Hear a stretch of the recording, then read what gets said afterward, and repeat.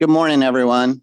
Thank you all for joining us for our second meeting of the Transportation Commission. I appreciate everyone coming in attendance. I wanted to take a moment to thank Commissioner Sakata for coming all the way across the country to be with us on short notice. It was you probably came the longest distance for this meeting today, so I just wanted to acknowledge that up front. So thank you for that. We have a full agenda. I did want to do some quick housekeeping in advance of getting into the meat of the conversation for today. And I wanted to take the opportunity first to thank our technology staff here at DLS, both Anna and Ralph, who have been helping out with the proceedings for today. Really appreciate them doing that. They don't hold a lot of these during the interim, so I appreciate that. And I also wanted to remind folks that in order to get acknowledged, you need to press your button. We will keep a tally as to who is, in some order. We will try to get to everybody and the questions that they have, but I also wanted to put that out. Other than that, I'm happy to turn it over to the secretary. Thank you, Mr. Chairman. Again, Paul Wiedefeld, Secretary of the Maryland Department of Transportation. And thanks to the Commission for giving the department the opportunity to review our draft 6-year Consolidated Transportation Program, more commonly known as the CTP, which covers fiscal years 2024 to 2029. We'll also share a statewide look at priorities of each of our transportation modes, a bit of a preview of the CTP tour we'll be doing this fall with each county in Baltimore City. Today, we brought the entire MDOT team, Maryland Transit Administrator Holly Arnold, State Highway Administrator Will Pines, Maryland Transportation Authority Executive Director Joey Sagel, Maryland Aviation Administration Executive Director Ricky Smith, Maryland Port Administration Interim Acting Executive Director Brian Miller, Motor Vehicle Administrator Chrissy Nizer, who also sits on the commission, as well as Holly. And also joining today is Drew Morrison. He's the Acting Director of the Washington Area Transit Office. Drew will be providing an update on the WMATA matters in this year's draft CTP. During our last meeting, I talked about Governor Wes Moore's commitment to work in partnership with transparency to create a more balanced and equitable transportation network that spurs economic growth. I'll be sharing that message, obviously, to each of the 24 meetings that I have with the counties of Baltimore City over the next 2 months as part of the CTP tour. But for this meeting, I will get straight to the details in the draft CTP. 2 weeks ago, we issued a draft fiscal year 2024, fiscal year 2029 CTP, which totals just over $21 billion and includes projects and services across the state for all modes. But our CTP is not fully funded, as I discussed earlier, and we're currently seeing a funding shortfall of more than $2 billion over the 6 years just to deliver many of the existing projects that we've outlined in the past. And this shortfall doesn't include the additional investments that we need to deliver to better the transportation system that both the people of Maryland want and deserve. In the past, MDOT would have made the decisions on its own regarding where additional funding is spent or which previously programmed projects would be delayed or deleted to address funding shortfalls. I chose a different path because there's need to be more transparent, to have more transparency in the funding decisions made for the state's transportation capital program.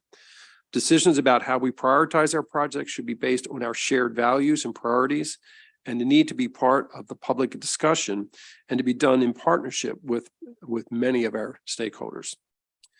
Another area I want to call your attention to is the highway user revenues and the locally operated transit system grants, or LOTS. I know Maryland's counties and Baltimore City rely on these funds to balance their budgets and preserve and build infrastructure and provide needed services throughout the state. It was one of the things I heard repeatedly at the MEDCO meeting, where I met with every county in Baltimore City as well. After remaining unchanged for many years, we've updated the allocation formula to ensure distribution of the LOTS funding is transparent, consistent, and equitable. And I also recognize and emphasize that the counties in Baltimore City are facing a decrease in highway user revenue funds in the CTP's out years. The gradual increase in highway user revenue funds provided by previous legislation will run out in fiscal year 28. So that is another part of the issue that we have to deal with. This is one of the many reasons why we work why the work on this commission is so critical, and why I look forward to working together with you to explore sustainable funding solutions. So with that, we were going to go into detail by mode, if that's good with you, Mr. Yes. Chairman. So the first would be Holly Arnold with the Maryland Transit Administration. All right, good morning. So my name is Holly Arnold. I'm the administrator of the Maryland Transit Administration. For those who don't know, MTA is the 13th largest transit system in the US, and we have 6 service modes, including core bus, light rail, metro, mobility paratransit, MARC, and commuter bus. We have over 3,300 employees and about $12.6 billion in total assets, including over 780 buses, over 500 mobility vehicles, 53 light rail trains, 100 metro rail cars, and MARC has 177 rail cars and 48 locomotives. Additionally, we maintain over 97 miles of track, approximately 17 miles of dedicated bus lanes, and roughly 5,000 bus stops. Our FY24 operating budget is over $1 billion, and we have a 6-year capital budget of $4.4 billion. And this funding is really necessary to keep our systems functioning. In fact, roughly 80% of our operating budget is comprised of salaries, benefits, and contracts that are needed to support the service that our riders are using today. At MTA, we're focused on ensuring transit in Maryland is frequent, reliable, and easy to use. Public transit is essential to ensuring economic and social mobility, addressing the climate crisis and needed reductions in carbon emissions, as well as reducing congestion and promoting safer and healthier streets for our entire region. Maryland's investments in new transit infrastructure and maintaining our systems in a state of good repair will make a difference in people's lives throughout the state. I'd like to highlight a few of the exciting projects currently underway at MTA. In the Baltimore region, we're relaunching the Red Line, a much-needed project that addresses a major gap in east-west transit service in Baltimore City. We recently completed a round of public outreach, and there was a lot of interest and excitement about the project. We'll be sharing more information later this month on alternatives and hold another round of public outreach beginning in November. We're replacing our entire metro fleet and train control system, and I'm happy to share that the first 2 rail cars arrived on site just yesterday. We'll be unwrapping them and holding an event tomorrow to welcome the first local service new rail cars in over 30 years in the Baltimore region. And we're continuing to make a wide range of customer-facing improvements as part of our Fast Forward program, designed to improve the customer experience, service reliability, travel speeds, and passenger safety and accessibility. And we're in the process of undertaking a major bus electrification effort as required by legislation. MTA's first electric buses are on site now and being tested as we speak, and they will enter passenger service later this fall. Of course, in Montgomery and Prince George's counties, construction on the Purple Line is well underway, which is now over 50% complete. We have more than 60 active construction sites and approximately 1,100 workers across the entire alignment. We made great progress this past summer and anticipate this pace of construction to continue. In Charles and Prince George's counties, the Southern Maryland Rapid Transit Project is advancing with the goal of providing high-capacity rapid transit service in the Maryland 5 US 301 corridor, relieving severe traffic congestion and gridlock. On the commuter rail side, we're focused on MARC service expansion, which includes closing the MARC SEPTA gap and adding run-through service to Virginia and increasing service on the Brunswick line. We're also currently updating the MARC long-range plan, which will be taking place over the next year and outline major investments.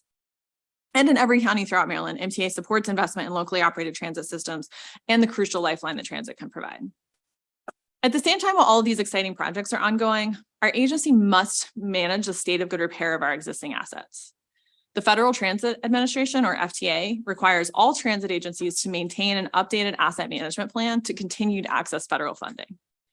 In 2012, MTA received a grant from FTA to begin development on our very first asset management system and plan. Since that time, we've grown from an agency that didn't fully grasp the scope of our assets to one that can make both age and condition-based decisions regarding investments, as demonstrated by our most recent asset management plan published in 2022. Having both age and condition ratings is critical to maintaining our system because age in and of itself doesn't always tell the whole story. For example, our light rail system has assets that in ideal conditions are designed to last 30 to 40 years. But due to how the system was originally constructed and the location of the infrastructure, they're deteriorating at a much faster rate, causing us to replace them twice as often. On the bus side, we're preparing to replace the Eastern Bus Division, our second oldest facility. The building itself is safe, but has increasing maintenance costs and is inefficient, creating additional costs and time to complete maintenance on our buses. Using the asset management data, we were able to make the case to replace the facility with a new facility that will allow improved efficiencies, reduce maintenance costs, and allow us to transition to 100% electric buses. This type of information is captured for all of our assets in a comprehensive rating system, along with ridership and equity metrics, which provides assistance to us as we prioritize our investments. At the same time, we also examine the whole life costs of our projects to determine cost to replace now versus the cost to replace later. All of these details come together to ensure we can make the best choices as we manage our budget. This is just a small sample of some of the important work happening at our agency. We are committed to improving and growing transit throughout the region. So thank you again for the opportunity to share a little bit of information today. And I'm going to pass it to Drew to talk about the Washington Area Transit Office. Actually, if I think we were by mode, I would prefer if there are questions from the commissioners, and also if you have written remarks that can be given for the public record, that would be great as well. So Yes. I would open the floor for questions, or we can go to the next if folks have. Oh, Commissioner Chang, you're up. Great. Thank you very much, Mr. Chairman. Thank you very much, Madam Administrator, for the overview and exciting news about what's ahead. And also on behalf of the House Appropriations Committee, it was encouraging to visit the Purple Line last week and see the progress that's being made. With regards to the CTP, I was wondering if you could expand a little bit more as far as the budget submission process of the CTP and how that budget is submitted. Thank you. Thank you. So I think Assistant Secretary Joe McAndrew is going to speak on the process in a little bit, but for MTA, we do a rolling 6-year cycle. So we take a look at the new year coming into our program. So for the next year, we look at FY29. Using our asset management data, we essentially force fund many of the projects that come out, right? So the projects that are already underway with construction, we have to replace buses every year. If light rail vehicles need to be replaced, like those are initially force funded. And then our prioritization system allows us to identify like what projects need to happen at that point. So we take all that information, put it together, identify what can be federally funded, what has other funds that can support that, and then submit it to MDOT as part of the overall CTP. Thank you. Commissioner Flora. Hi, great report. You're doing so much work. Thank you. I think the question I have is, what's the data you've been collecting on ridership, trends, mapping? Where are things shifting?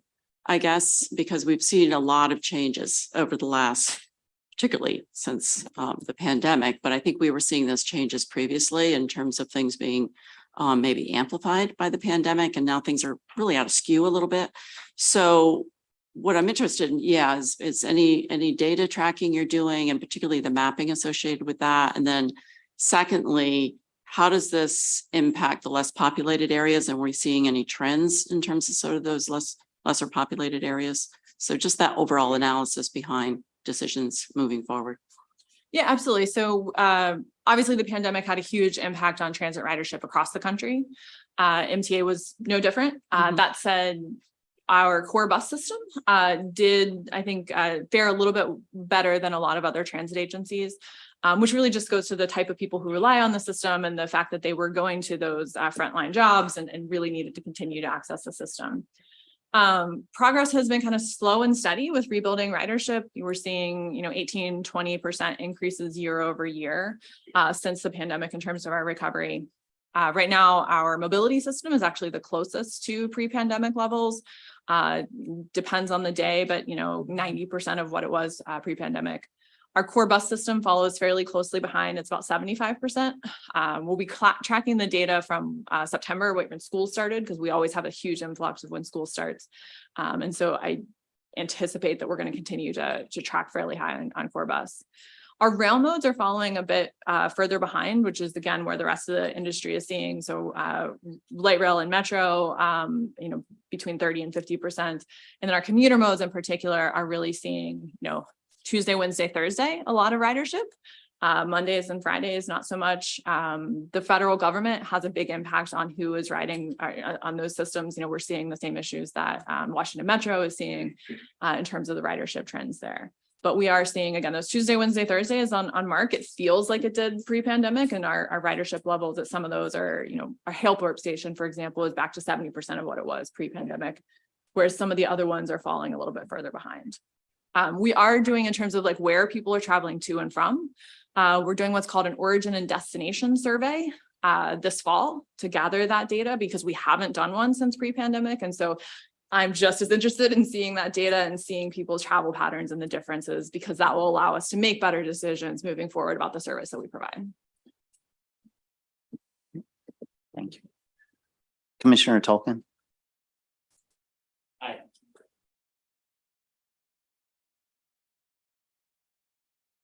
Am I good? Good morning.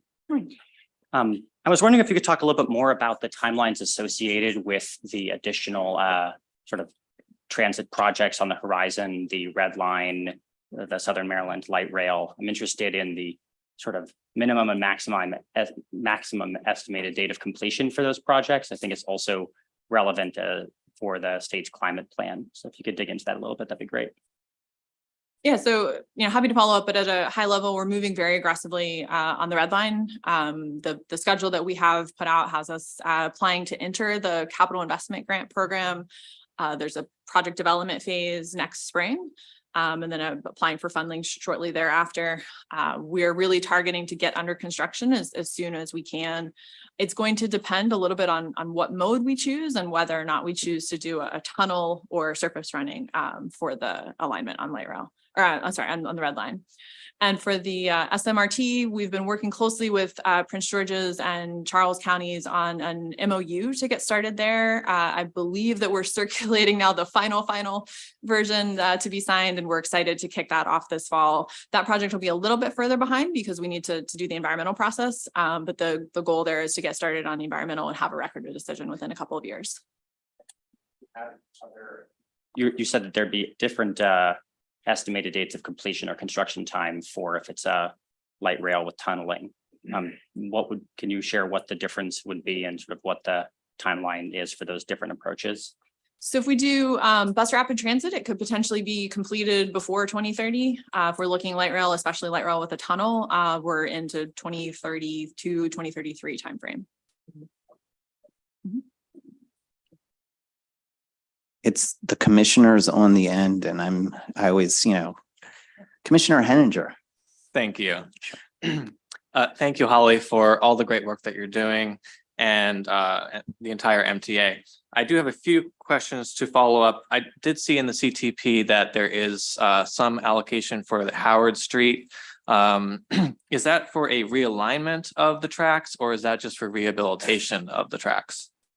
So speaking of state of repair.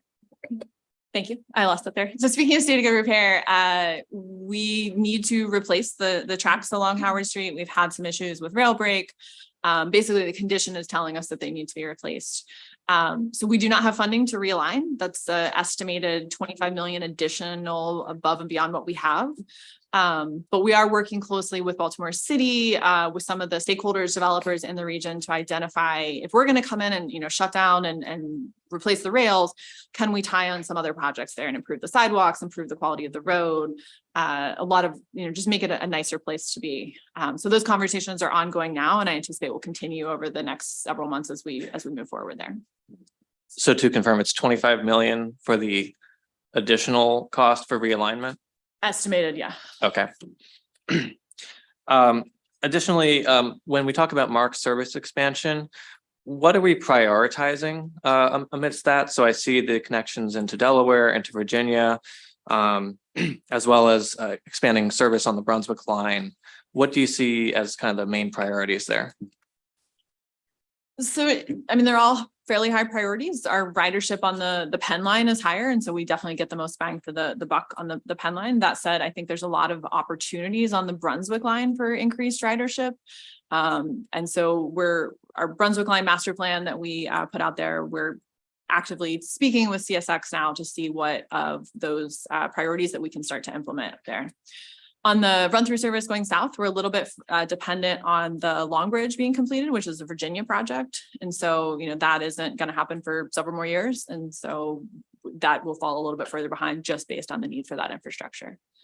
And we spoke yesterday with Amtrak about service going north. We're starting modeling processes with them, and it's still probably a few years out for that. Are we experiencing more delays on the Delaware side or on the Virginia side? Do we have better partners to work with in either of those locations? Which do you think will come first? I think the Delaware would come first, just based on the fact that we don't have to place a rail bridge down there or up there, I should say. Thank you. And the mode for the Southern Maryland Rapid Transit line, is that a rail line?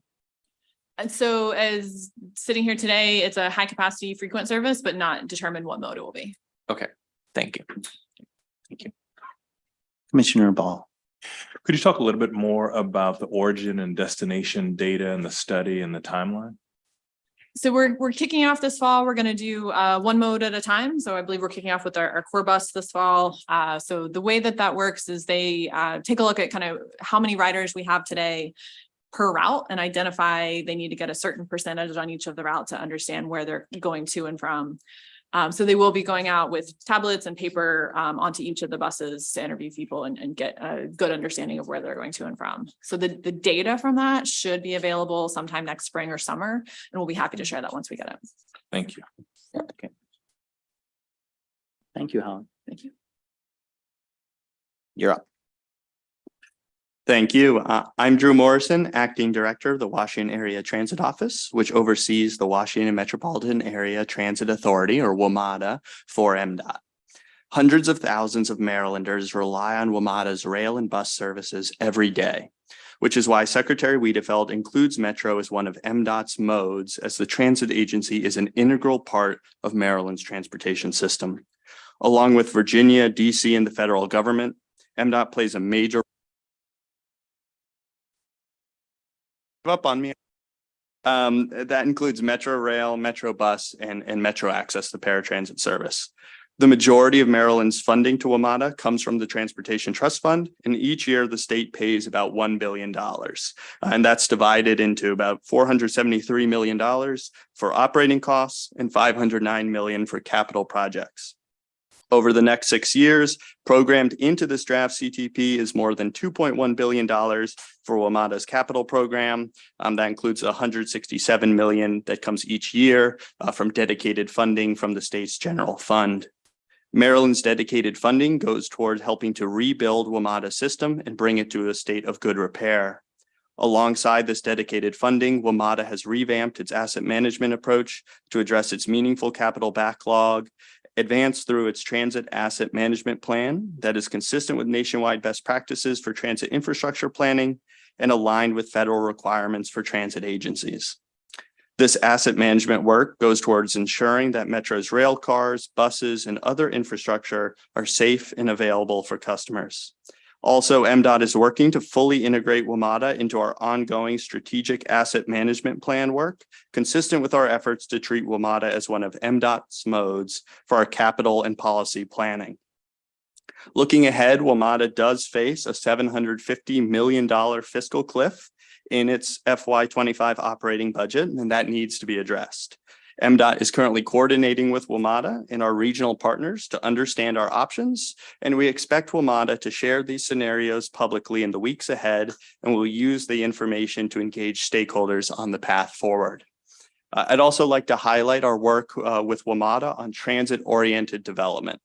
Under this administration, TOD is a priority, and working with the department's new Chief of Transit-Oriented Development, we are actively engaging with WMATA to provide direction on where and how to spend funds that MDOT has previously contributed for TOD to move that process forward more quickly. This fiscal year alone, we're funding TOD projects at Capitol Heights, Largo Town Center, Morgan Boulevard, and Southern Avenue Metro stations in Prince George's County, and North Bethesda, Shady Grove, Silver Spring, Twin Brook, and Wheaton Metro stations in Montgomery County. These projects further support the Moore-Miller administration's goals of making transit a catalyst to lift neighborhoods, boost the economy, create jobs, and connect residents with opportunities. I'll also flag that Maryland is an active participant in WMATA's ongoing planning initiatives around both its rail and bus systems. want to highlight the Better Bus Network effort. This is a re-envisioning of the future of bus service in the DC metro region. And we look forward to seeing how the bus, the workhorse of the transit system, can evolve over time to advance access to opportunity in an equitable way. Thank you for the time to outline MDOT's commitments to WMATA and a few of the projects we are excited about here in Maryland, and happy to answer any questions from the commission. Commissioner Laria. Mr. Morrison, you, sorry, yeah. You sort of hit a glancing blow on the $750 million fiscal cliff. I'm wondering if you could expound upon that a little bit. And this is not meant to be criticism, of course. It's more like a, why is that? What are the factors that are creating a $750 million fiscal cliff? And I think you said 2025. Yes. Which is pretty soon. Yes. Yep. So happy to dive in, and Charlie, if you have anything that you want to add there. You know, the fundamental challenge is that, you know, coming out of the pandemic, we've seen this structural reduction in the ridership for WMATA. You know, the federal government is not back every day, and that is the fundamental core of a lot of the ridership we have in downtown DC and throughout the larger region. So we've had that loss, and then the COVID aid dollars that have helped to fill that gap over the last few years, those are going away. So we're in a different place in terms of ridership, and we're in a different place in terms of the aid that the federal government was providing. And so that's what puts us in this relatively large hole. And yes, fiscal year 25 is coming up, and we're actively engaging with WMATA on what happens next. And we would expect over the coming months to be in a position to articulate, you know, the path forward for the next fiscal year. Sorry, of course, shut myself off. Could you just give us maybe supplementally a little bit of a written picture of that, just a sense of the budget and sort of where you get to that deficit and what the different factors are, meaning, you know, this much federal aid going away, this much ridership going down, et cetera, just so we can have a little more context on that. Sure, I think that makes sense. And Charlie, I know WMATA has a good presentation on that front. And I think if we share that with the commission, that would make sense. Yes, and then actually also I will be presenting at a future commission meeting with more of those details about, you know, where we stand with ridership and what we're looking at to close the FY25 budget deficit. But again, it's a structural deficit that we're facing based on everything that Drew mentioned, from inflation hitting our labor costs to reduction in ridership, and then also holding jurisdictional subsidies flat for a couple of years during COVID, and now sort of catching up on that. Okay, thank you. Commissioner Thompson. Okay, Mike, good morning. Just two quick questions. If you could share some insight, you may or may not have them. How many of the transit park and ride or kiss and ride stations in Maryland have access to EV charging for passengers? Because I've been driving around and I haven't seen any. I know I live in Prince George's County, but we cover the 4 counties plus Baltimore city and county. I'm just curious to see where that is. What's the plan to get EV charging access to that, especially as the state and feds are ramping up EV charging? We're trying to get people back to work, right? So if someone's doing a kiss and ride and they can't charge their car, we're encouraging them to stay at home. Meanwhile, a lot of elected officials and policymakers and business leaders are trying to get people back into the office.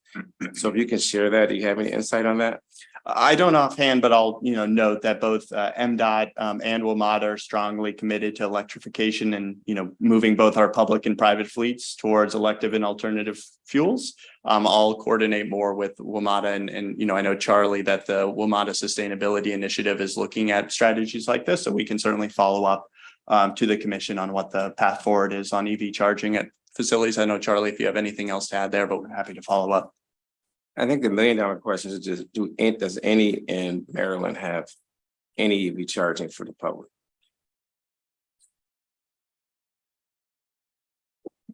So right now I know that we are installing solar canopies, and part of that project was expanded to include EV charging. So that project is actually underway right now, so it should be complete by about May of next year. And I know that, as Drew mentioned, at other stations where we're not doing the solar effort, we are looking at opportunities to add EV charging. I would suggest that if the state rightfully should provide additional support to the public transit, but I think it's imperative that we make sure that there's funding for the people. And a lot of the disadvantaged communities are using Park and Ride. We're all trying to educate people on it. And I think it does a disservice to not prioritize not only solar and lighting for the people in the bus shelters, but also making sure that we accelerate access in an equitable manner for EV charging, because the state of this size, we need to make sure that we can say more than we have one on the way. Yeah. We need to have a real plan to accelerate that for consumers. No, I know that there are a lot of efforts in this front, so we will certainly get more information back to you, but that is clearly, you know, a very important priority for the state. So we'll circle back on it, but there are lots of opportunities on that front, Commissioner. So I think we'll be able to, you know, give you more information. You're welcome. Commissioner Ackerman. Thanks, Mr. Chair, and thanks for that presentation, Drew. I'm wondering, you know, you spoke about the transit-oriented development. Can you talk at all about the extent to which, you know, the joint development opportunities that WMATA explores is a factor in a strategy and addressing some of the upcoming fiscal cliff? And I guess to the extent that it's an opportunity to plug some of the funding gaps, you know, what frameworks does the state have in place to also ensure that equity, particularly for workers and for users are also being considered? So yeah, can you speak to kind of those 2 points, please? Yeah, great question. And definitely we see transit-oriented development and joint development in the WMATA context as one of the most cost-effective ways that we can rebuild ridership for transit, whether that's WMATA or the MTA modes. It's a great way to bring the riders directly to the system and at the same time build up communities, you know, consistent with the administration's goals. So we are, you know, very focused on the joint development opportunities with WMATA. Because we see that as a critical strategy for how we get from where we are now and in fiscal year 25 to a more sustainable path in the future. In terms of the second part of your question, you know, we work with our partners in the counties and at WMATA in thinking through, you know, what does this development look like for us? We want to see meaningful density that's going to create the type of opportunities for communities that are vibrant. And of course, if with our partners in the counties, the opportunities that can exist for affordable housing, for mixed income developments, you know, and of course, making sure that we're working with our partners in labor in advancing developments that are, you know, good for workers, good for the folks who will live there, and good for the larger counties, tax base, and communities as well. Drew, on that point, I mean, can you give us some of the challenges? I mean, I think, you know, the TOD program has been something that, you know, folks have been working on for a long time.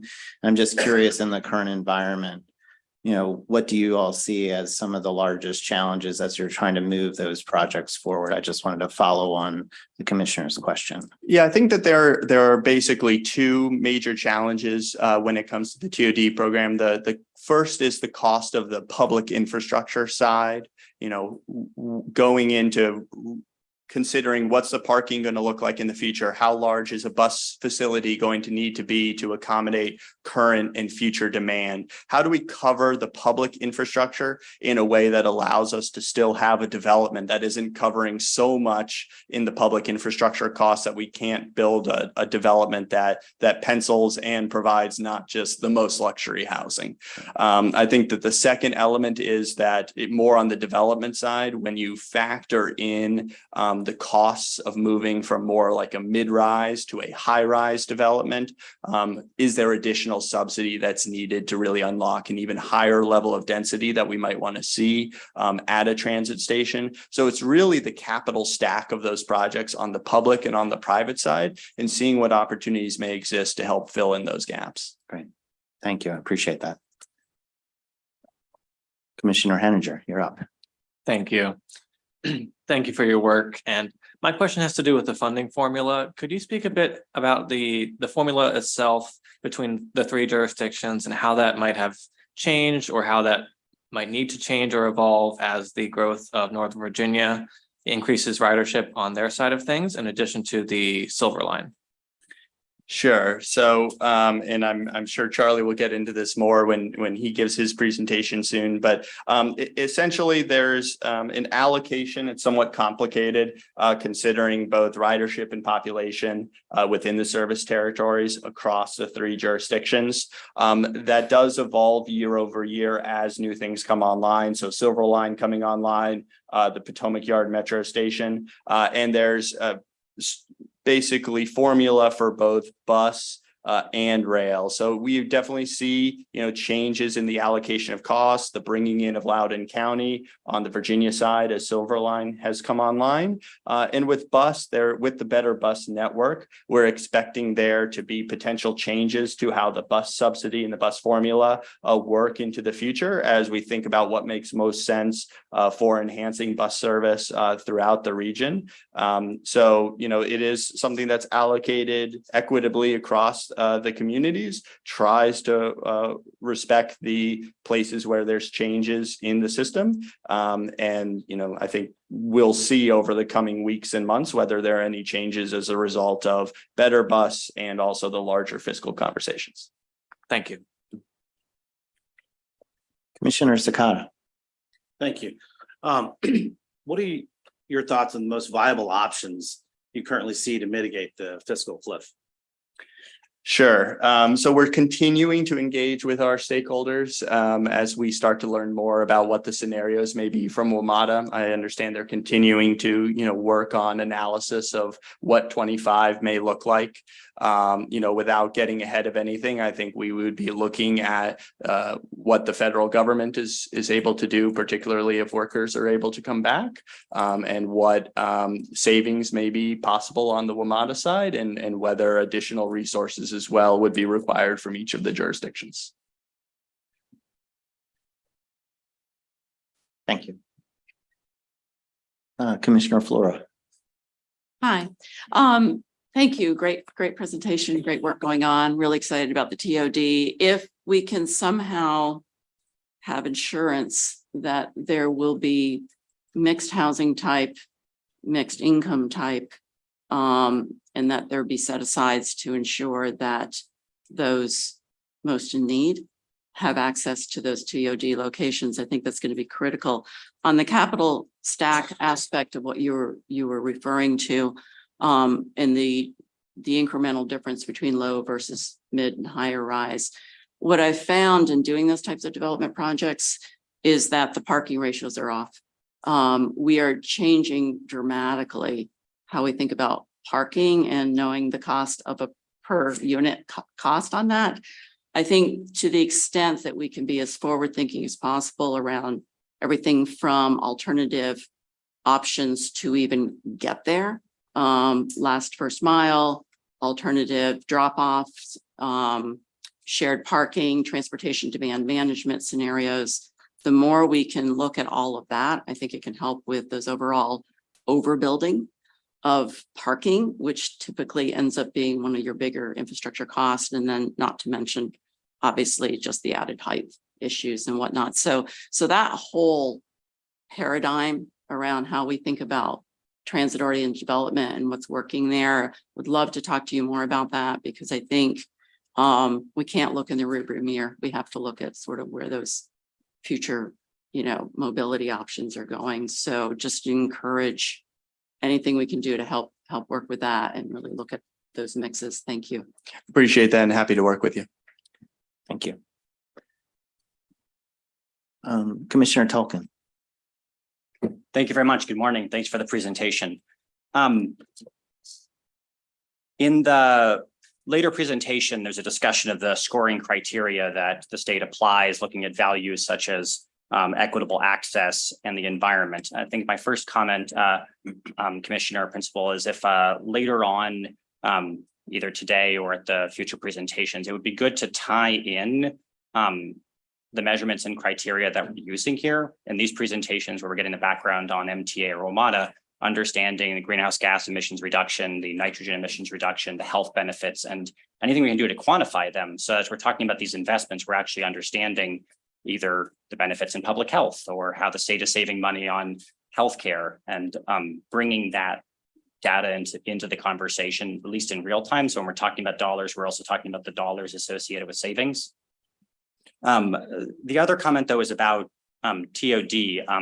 Not sure how to ask this question in a way that you'll be able to answer it. So I'm going to make a comment and see if you can respond.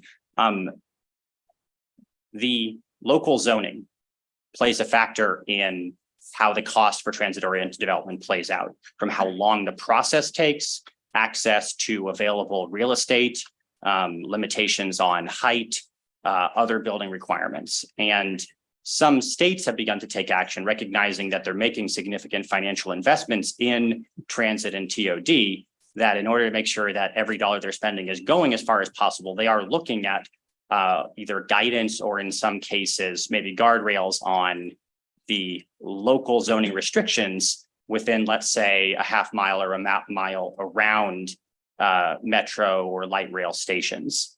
Can you speak to whether or not you think there are steps that the state might take to work with local government to make it easier or cheaper for WMATA to, let's say, maximize the impact of its TOD work and maybe minimize some of the costs? Are there zoning changes, state or locally, that would help make this process more cost effective?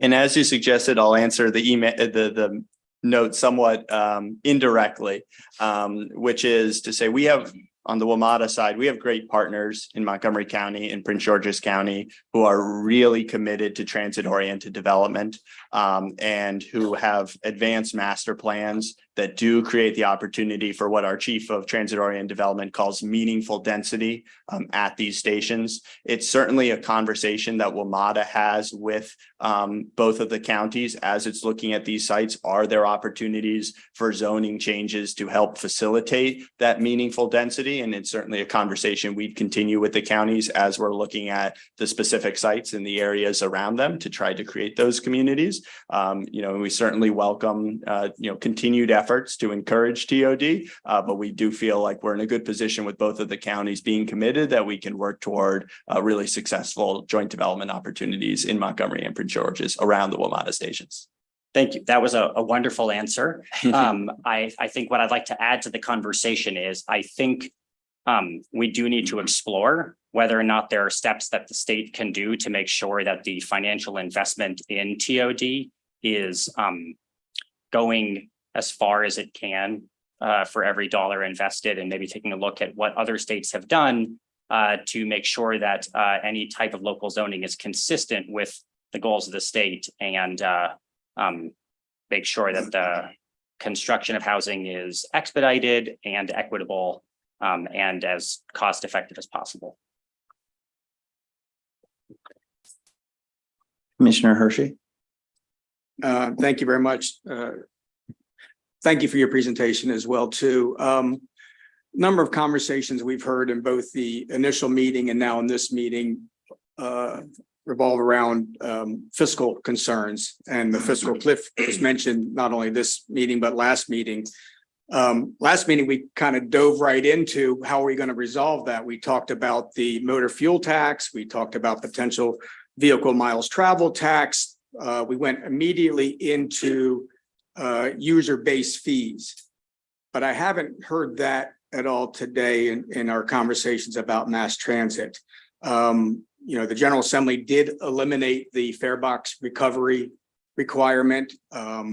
Last year, the General Assembly also removed a requirement to increase fees for MTA. Are we evaluating potentially increasing fares to make up this deficit that we see for operations? Are we looking at taxing authorities, for instance, for the areas that benefit from mass transit?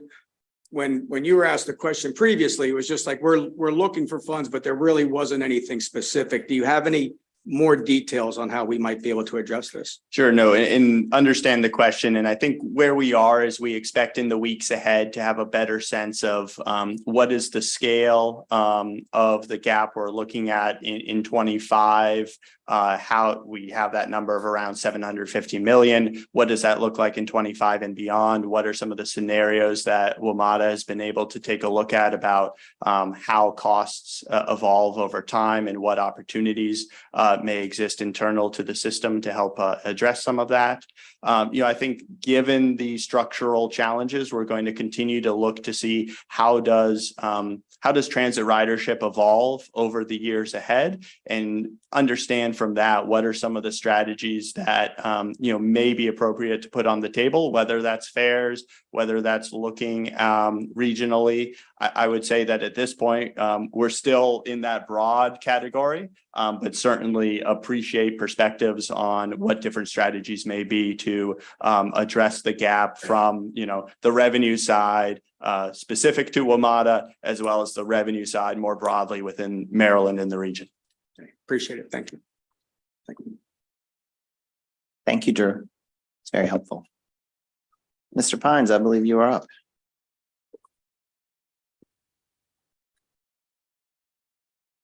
Good morning. As was mentioned, I'm Will Pines, Administrator for the Maryland State Highway Administration. And I appreciate the opportunity to speak with you today on SHA's mission to provide a safe, equitable, and efficient transportation system for all highway users.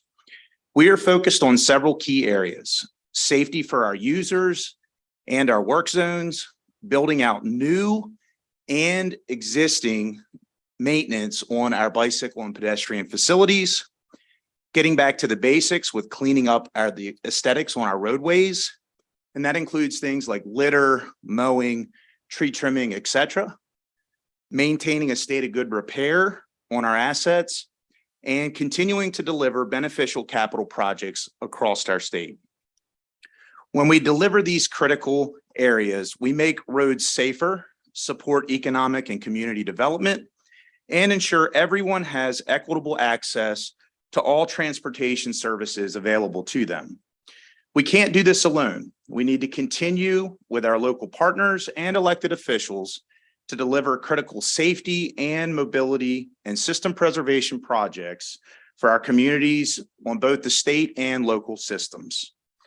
The SHA 6-year capital program has $8.1 billion programmed in state and federal funds to deliver projects across all 23 counties, including several major transportation priorities from each of the county's annual letter to the department. SHA manages nearly 17,000 lane miles and over 2,500 bridges across our state. In FY24, we have over $650 million programmed for major and minor system preservation projects, which are mostly federal dollars. These dollars go towards several project categories that include resurfacing, bridges, sidewalk, bicycle and ADA upgrades, safety improvements, and drainage. We have also made major investments in critical safety projects. We have programmed $97.5 million toward our pedestrian safety action plan corridors that will allow us to work with communities to improve safety for vulnerable users in areas with the greatest need. In addition, we've made significant investments in critical mobility projects across the state. While we are committed to delivering new infrastructure projects, we also need to continue to invest in maintaining our existing assets in a state of good repair. Additionally, we must consider the needs of our operating budget.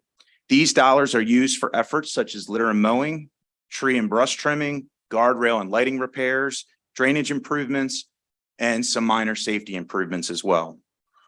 In 2024, we are budgeted $219.9 million for routine maintenance services, and our maintenance crews have been working really hard all year long. And because of their great work, we've made really significant improvements in the aesthetics of our roadways over the last year. Now, I just want to thank you for the time to present, and I'm happy to take any questions from the commission.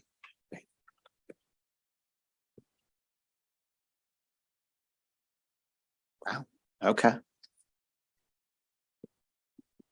Do have. Oh, Delia Pelmar. I'm sorry, I didn't. Jessica, yeah. Thank you so much, Mr. Chairman. Thank you for the presentation. I have a couple of questions, actually.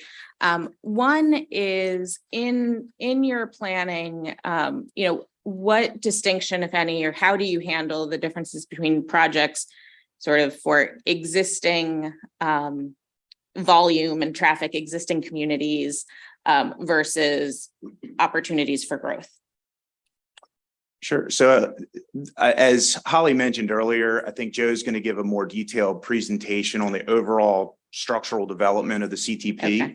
But big picture, the CTP development for us, it's driven largely right now, a big bulk of our program is focused on system preservation.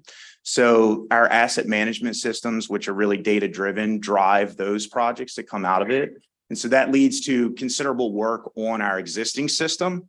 But in addition to that, when it comes to, I think you're driving towards economic development and how some of these projects can be an engine for that in our state, we look to the county priority letters and the local needs requests that we receive. But we also do have some federally mandated programs like the Highway Safety Improvement Program, where we actually have to spend a certain level of dollars to improve safety.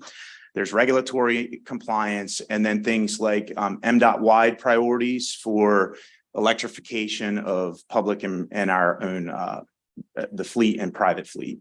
Okay, great. And you actually provided a little bit of a segue to my second question, which is getting back to those county priority letters. And we had some discussion at our last commission meeting about having individual jurisdictions set their own priorities and how regional priorities then are evaluated by SHA and in sort of those connections, recognizing that our constituents do not necessarily recognize jurisdictional borders in their transportation habits, right? So I think in our process, we really work hard to try to listen to all stakeholders and recognize that there's statewide priorities and also local priorities and try to bring balance to that. Sure. Commissioner Kane. How are you? Good morning. Just a couple questions. In your, how much are you paying for all the bike lanes and everything? I mean, are you just taking and maintaining those? And do you have any idea how many people tend to use the bike lanes now that once they're up and running, or a percentage? I do not have those stats with me. We can certainly try to develop some numbers, but we are making very considerable investments in multimodal transportation, really to promote safety of all of our vulnerable users. So we look at all of those things and factors. We have on our website context-driven guidelines that help to sort of make sure that our designs fit the character of the community where the features are being installed. But I don't have the stats exactly that you're requesting. Okay. Another question, as far as the 219 million for maintenance, how much of your budget is for specific road maintenance, or is that part of your budget? So when you refer to road maintenance, I think that's things like resurfacing and patching, structural repairs on bridges, things like that. That's part of the system preservation program that's included in the CTP. So I don't have a detailed breakdown. Oftentimes projects have multiple benefits where sometimes we may do a project that is an economic development project, but it also brings preservation activities in it as well. So trying to break out all of the preservation things we do is a little bit challenging. Okay, thank you. Thank you. Commissioner Olabende. I'm going to get it. Got it. No, you got it. Oh, Say it again. Olabenle, did you say that? Yeah. Okay. All right. Good morning, Administrator Pines. So I do think it's important in this setting to just commend the State Highway Administration on their efforts, maintenance efforts in Prince George's County. Litter mowing and street sweeping. I know you ran into some issues contractually, but we do see the improvements out there. And we also sit in monthly meetings with District Engineer Gunn and Justin Sosebee to talk about improving those maintenance conditions on Prince George's County roadways. I did want to talk about pedestrian fatalities, which I'm sure it's no secret. Prince George's County does have the highest number of fatalities in the state.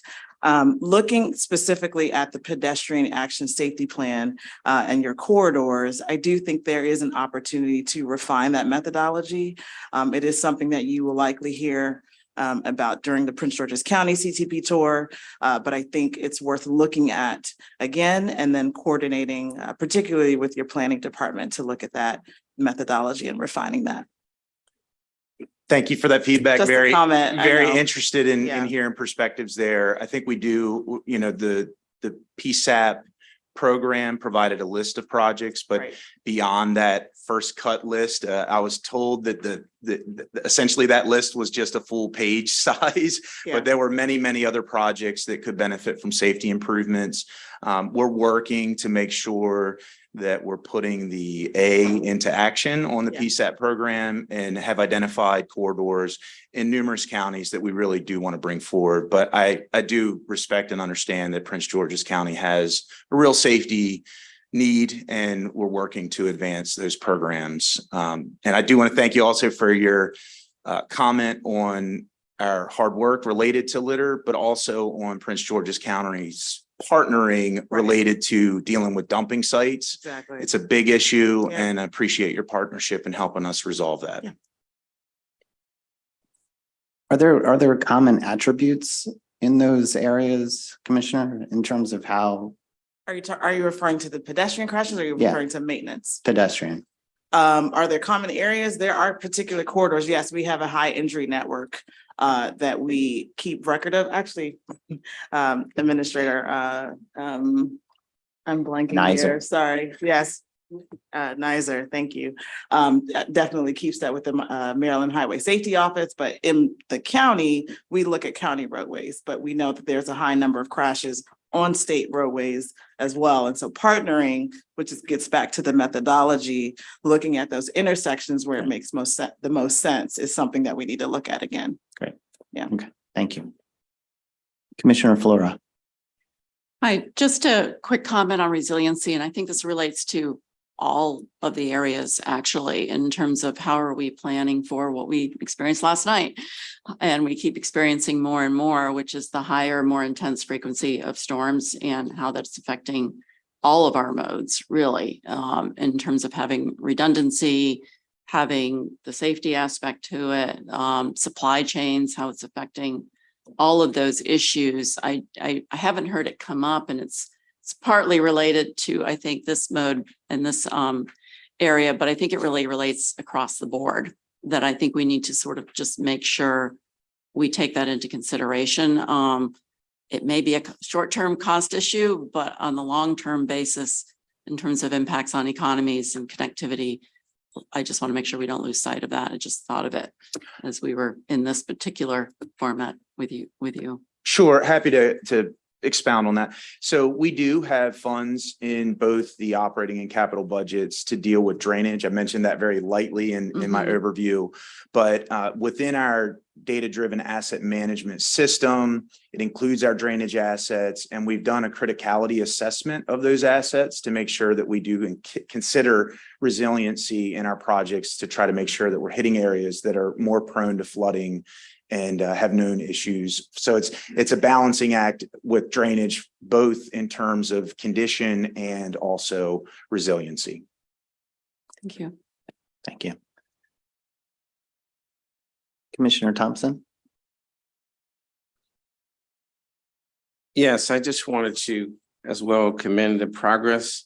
I live right off of Pennsylvania Avenue and Upper Marlboro, right off the Beltway. And if they can just take a little more attention to Pennsylvania Avenues, particularly exit 11A, when I, it's like the president comes down Suitland Parkway. That's not I think that's the Park Commission, which, they're on the crosshairs. But if you can take a look at Pennsylvania and the 11A, it's always a chore trying to keep it clean. And it's right by the Andrews Air Force Base. A lot of dignitaries are flying in and out of there. And sometimes it just needs you can just please Thank you. Appreciate the feedback. Yeah. I'll have a crew out there ASAP. Commissioner Ball. I just wanted to follow up on Commissioner Feldmark's conversation as far as the priority letters. And even if it's not to you, maybe someone a little bit later, has there been thought on how we can more effectively convey our priorities so that they continue to align with the state's priorities? And then also, as the tour is coming around, how can we ensure that feedback is taken? And again, as in the opening comments, increase collaboration and transparency so that all of our shared goals move forward together? Appreciate that question. We actually received a similar question at MACO.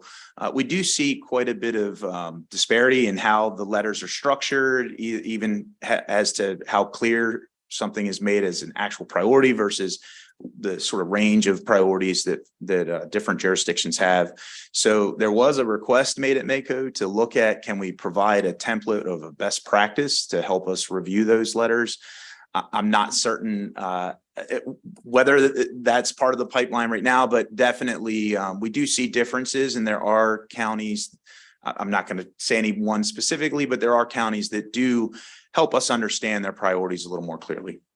And even if it's not a template per se, best practices, things that you're looking forward to as you're looking at the next 5 years, priorities to say, hey, look, we're really going to focus on these aspects, especially given some of the funding challenges. This is the direction in which we want to go. I think that that's helpful. I know in our priorities, we try to be very thoughtful. We put things like the Route 1 corridor, which again connects Howard County to numerous other counties, or Route 29 for the same reason. Try to have a regional perspective and be thoughtful, but sometimes there are different other considerations that any of the other jurisdictions might want to take into account. Thank you. Thank you. Thank you.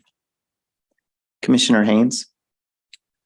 Thank you. And thank you, Mr. Pines, for this great presentation. Mike, you had mentioned earlier work zone safety, and I was just wondering if you could expand a little bit more on that and tell us how the State Highway Administration is approaching this from a capital perspective, maybe. I mean, and I'm thinking of, specifically worker safety on our state highways. I mean, there have been a number of incidents nationwide over the last couple of years where workers have tragically lost their lives on state roads. And so I think it's a real, it's a front and center concern for those workers. And setting aside, vehicle and worker collisions, there are other considerations around safety like heat. And so I'm just curious how the state is thinking about that from a capital planning perspective, whether that's, an investment in new equipment that helps alleviate heat symptoms, that sort of thing.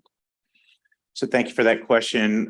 We are very driven for work zone safety, both for our own employees, but also for the contractors and the other partners that work on our projects. Currently, their governor has launched a work zone safety committee, and actually the meeting is tomorrow to review a number of the recommendations for how to make improvements in our work zone. There is consideration with funding related to improving our work zones, and that's going to be part of the discussion that'll be framed out tomorrow.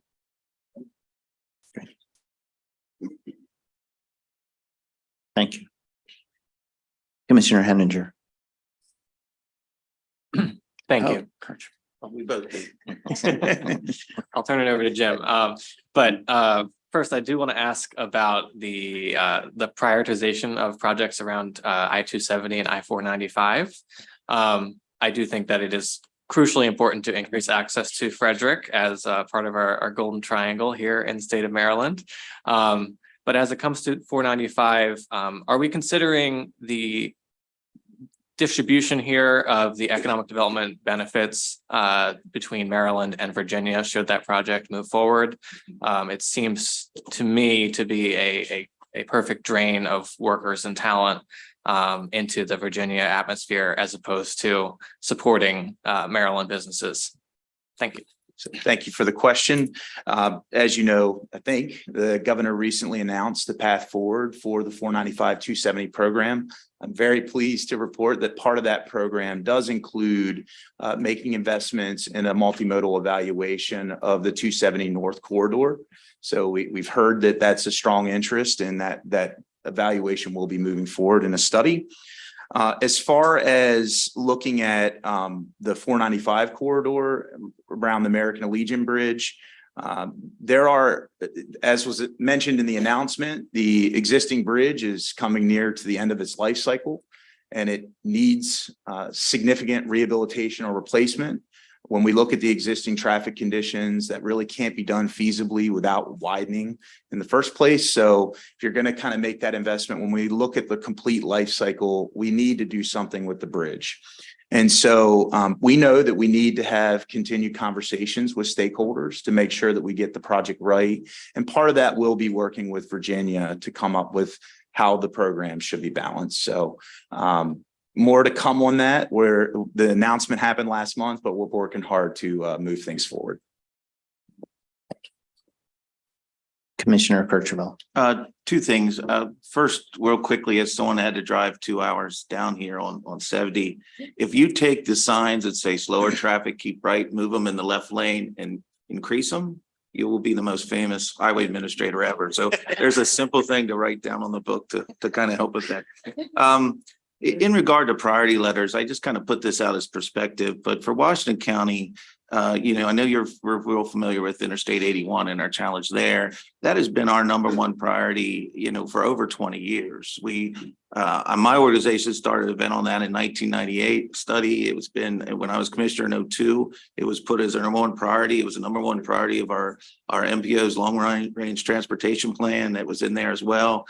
And as of this year, we got 2 miles of a 12-mile project in our number one priority item. So is that customary? I mean, is that normal that we see a top priority for a county that has been endorsed by every federal, legislator from our community, as well as been a finalist in multiple infra grants, that it's been 20 some years before we could really even see 15% of that complete? Thank you for the question. I don't know if I can say that's normal, but I can say that projects have a detailed process federally that they have to go through with planning, design, construction. So it does take a long time to bring projects to bear. Long corridors like I-81, we recognize the importance of freight mobility, economic development, safety, all of those things that come with a program like that. But we have been making strategic investments. We just had an announcement yesterday for some of the ramp work that's going to be going on at 81 as well. So I will say, we can't do everything. We do have to balance the program across all the many needs. The priority letters, some of them are quite long, and we do the best that we can to move the program forward. And I could appreciate that, the challenge. I'm just saying from our perspective and looking at, we just heard about a project today that seems like it got started and then 7 years, I think the projection was 7 years from now, it may be complete. We're on a 23-year cycle. It's just one of the frustrations, I think, in rural communities, in some of those roads and those large investments that we've seen that we've been kind of struggling to keep up with. So, and you mentioned from a safety standpoint, but on that road and looking in your CTP plan, the box for safety wasn't even checked as one of the parameters that was used to grade that road. And I was kind of curious why that wouldn't have been, one of the main things for us. We lost 3 high school students just a little over a year ago. 2 other people died last week in a Ford tractor trailer 2-car collision. For our community, I know somebody's been helping lead the effort to advocate for it. Safety has really been our number one issue for that. I know it has great economic benefits as the backbone of our regional economy, et cetera. But for us having that third lane and having a 35-40% truck traffic, which is, I believe, really unusual for any road in Maryland to have that. I don't think anyone really appreciates what that means, but maybe you could look into that. I don't know if that goes into our scoring issue. I was going to bring that up when we get to the scoring section later on, but look at that part of that aspect. I'll do that. I candidly don't know about the box check, but I'll look into that. Thank you. Commissioner Ali. Good morning, Administrator Pines. Thank you for your leadership. Thank you for your presentation. Kind of going back on the work zone safety, you got my question there, but recognizing that the state is certainly working to improve the roadways, improve safety on the roadways across the board. I know that obviously automated enforcement is sort of overseen by the State Highway Administration, particularly in work zones, and obviously advocated for it in school zones. We've also seen that various jurisdictions, such as Baltimore City on I-83 and down on and Prince George's Indian Head Highway, now have automated enforcement. Is SHA sort of supportive of those measures by other jurisdictions? Or basically, I guess my question is, would you continue to see possibly more of those sort of automated enforcement projects on a jurisdictional basis? Or would the state high perhaps advocate for those and other jurisdictions based on crash data? So I did get to see the draft presentation for tomorrow, and automated speed enforcement was one of the key elements that both was an item that we can deal with administratively ourselves by bringing it to bear on more projects directly, but also possibly making some recommendations in terms of legislative actions that could expand the use with things like what you see on 83 is kind of the point-to-point system of enforcement versus what we have today requires a human being to be in a vehicle to take the camera. So there are recommendations we're going to make.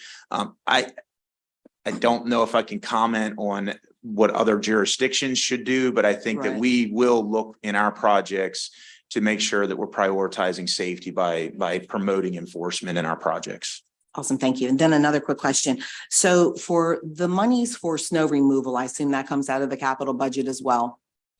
Snow removal elements come out of the capital budget, particularly the equipment, the fleet that we provide to perform the work. Typically, that's 100% state funded. But the actual winter maintenance aspect itself, paying for the crews that go do the work, hiring contractors that perform that is included in the winter maintenance operating budget. Awesome, thank you. So if we have a light winter, does that money stay there? Does it roll over to the next year? So on the winter maintenance budget, there are certain costs that are, I'll call them sunk. I don't know another way to say it, but whether we had a drop of snow or not, we're going to expend them either way because you have to mobilize contractors. You have to have readiness for the winter. So there's costs there. And also when our staff is geared up for winter, the expenses are charged to winter. But if you have a light winter, those staff get flexed to do other activities, and those hit other lines of our operating budget. And we need to have some flexibility to move some of those funds. But the way we program for our winter maintenance budget is a 5-year rolling average of the prior year's costs. So it's essentially formula based on coming up with the numbers. And if we don't spend the money, then it's deferred to the secretary to determine the excess, how that's utilized. Awesome, thank you. And one last point, and it's a commendation, a shout out to your Rosedale SHA team. So I'm part of a motorcycle club, and we adopted a highway to clean as part of our community service, and was kind of having a little bit of challenges getting the bags and some information.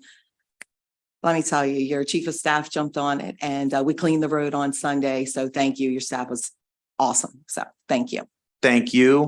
But I also am taking the feedback on Adopt a Highway. We are looking to improve that program to make it easier for folks to sign up for that. It's a improvement, something that early in my involvement in discussing litter, we've identified.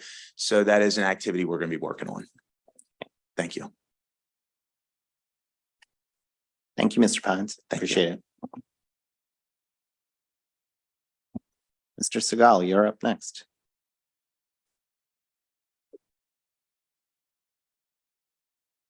Right. Good morning. Thank you, Mr. Chairman, and thank you, members of the committee. Joey Sagel, the newly named Maryland Transportation Authority Executive Director, or the MDTA, as we'll refer to it, as more commonly known. And just some kind of overview of where the MDTA is in their finances, of being financed solely by toll revenue. We're an independent state agency that finances, owns, operates preserves and secures our 8 toll facilities in Maryland. Each year, customers make nearly 200 million trips on our MDTA roadways. Our roadway system of over 712 lane miles includes more than 15 million square feet of bridge deck, equivalent to a single lane road stretching from the Maryland State House in Annapolis to Central Park in New York City, when you put that in perspective. The MDTA's draft 6-year fiscal year 24 to 29 Consolidated Transportation Program, or CTP, as we refer to it here as, includes over 180 projects for us, totaling $2.7 billion. Some of these new projects are originating from inspection findings, long-range capital needs, life cycle and asset management, regulatory compliance, safety and capacity needs that are identified to increase those, statewide initiatives such as climate goals, and local priority letters and legislative requests that come from our CTP tours. These projects are reprioritized annually based on inspection findings as well as available funding. The MDTA invests those toll dollars right back into the system preservation to ensure our assets are in a state of good repair. Many projects are underway. Let me go through a few majors. The $463 million new Nice Middleton Bridge, which opened to traffic last year ahead of schedule and on time, on budget. It was an amazing project, especially under Executive Director Will Pines. Campus improvements continue at the Nice Middleton Bridge to support the new bridge and the infrastructure that's there on the facility. At our Fort McHenry Tunnel, our conversion to highway speed, not highway speed, all electronic tolling is expected to wrap up very soon here at the end of 2023, going into 2024. And that's very iconic for many of you and us that are traveling through that. And you see the toll plazas no longer there as you travel through the heart of Baltimore. The majority of that work will take place during off-peak times and will include overnight hours because we're minimizing the traffic and local impacts and increasing mobility. The new $85 million I-95 interchange at Belvedere Road in Cecil County is another project. Once complete, those enhancements will improve the quality of life for local communities, providing truck access to I-95 and support development within the Principio Business Park in the near future and the longer term in that area.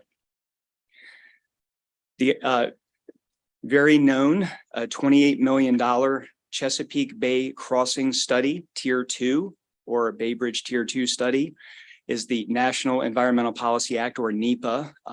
That study that is referred to our NEPA for Bay Bridge Tier 2, kind of explaining that out there.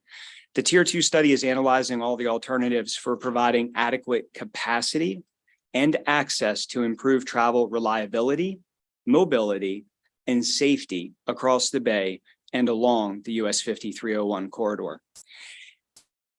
Reminder that this federally required Tier 2 NEPA study is focusing on the selected corridor alternative, or Corridor 7, as it was referred to and identified from Tier 1 that was completed, and that Corridor 7 is the existing site of the Bay Bridge.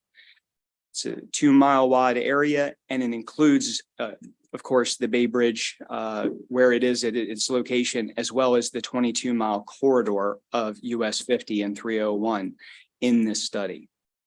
The study was requested by Queen Anne's County and Anne Arundel County, and eventually received support letters from 12 counties, as well as the town of Ocean City. We plan to share these alternatives with the public in 2024, followed by MDTA's recommended preferred alternative in 2025. And the conclusion of this Tier 2 study will wrap up winter 2026 into 2027. The MDTA continues also to invest over $1.1 billion in the I-95 ETL Express Toll Lane northbound extension projects. It combines safety and environmental enhancements along with congestion relief along 11.7 miles of the I-95 corridor. Multimodal opportunities include bus access to the Maryland 24, Maryland 924 park and ride lot, MTA bus accommodations at the future Maryland 152 park and ride lot as well. From a system preservation perspective, MDTA is replacing over 8 bridges that are over 50 years old as part of our program. The MDTA is extending northbound I-95 express toll lanes from Baltimore into Hartford counties and adding those new connections to the northbound I-95 ETL at the Baltimore Beltway as well. The extension is expected to open to Maryland 152 northbound by the end of 2024, and a full extension to north of Maryland 24 by the end of 2027.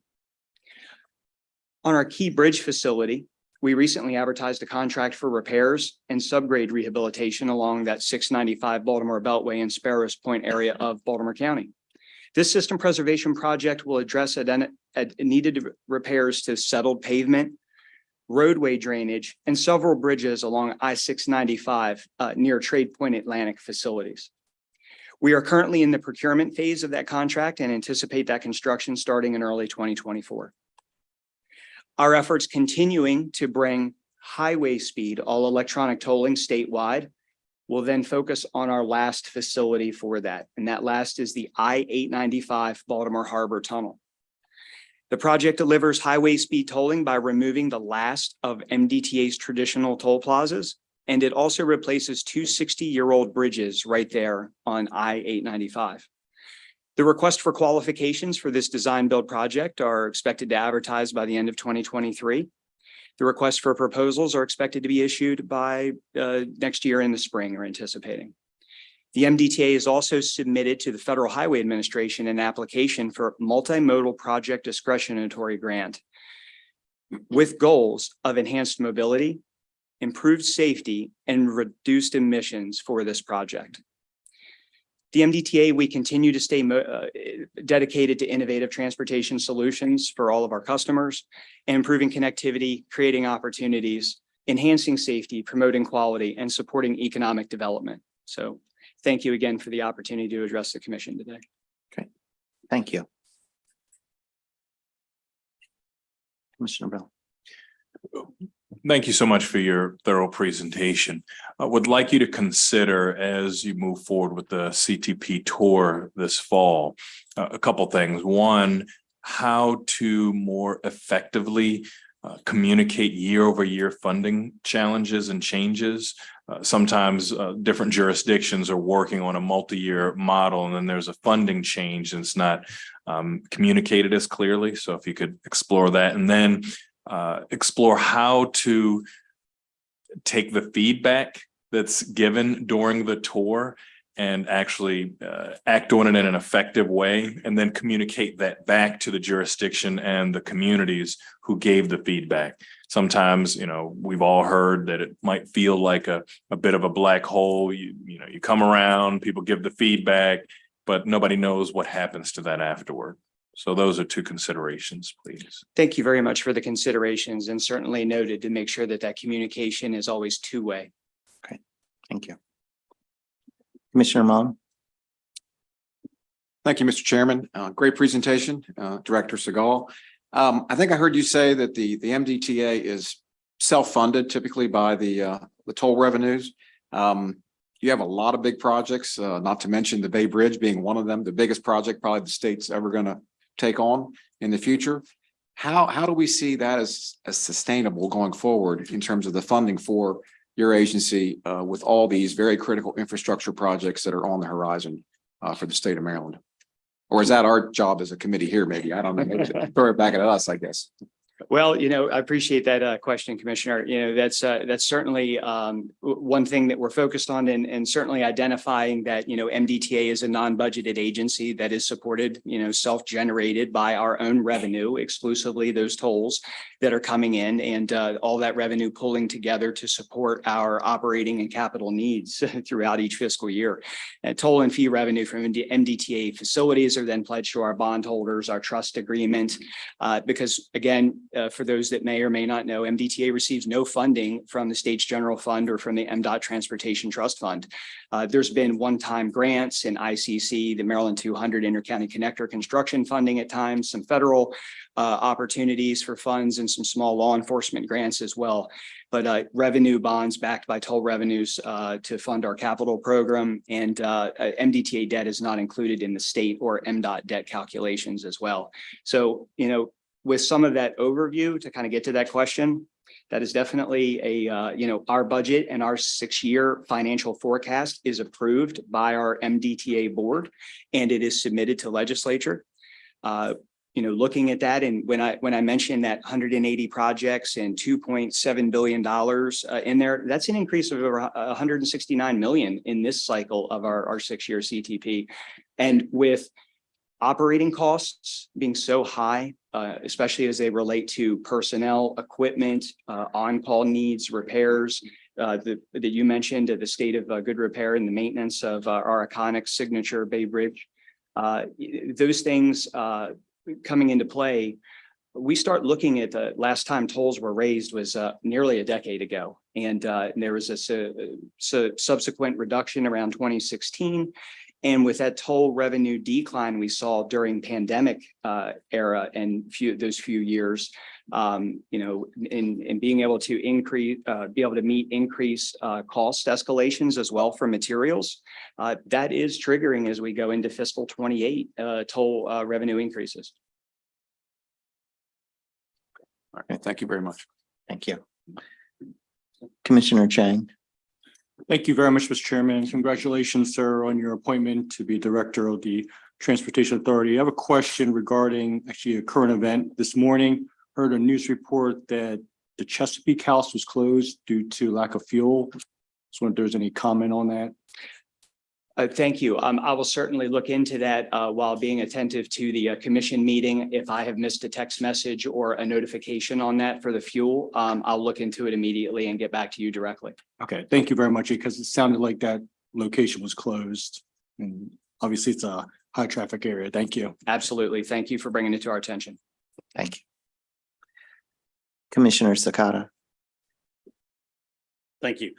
Somebody took my other question. But the last time rate hikes were implemented, I guess my follow-up to that question would be, have you done any analysis on what, if any, changes could have been made to increase fares, and what would that do to your budget?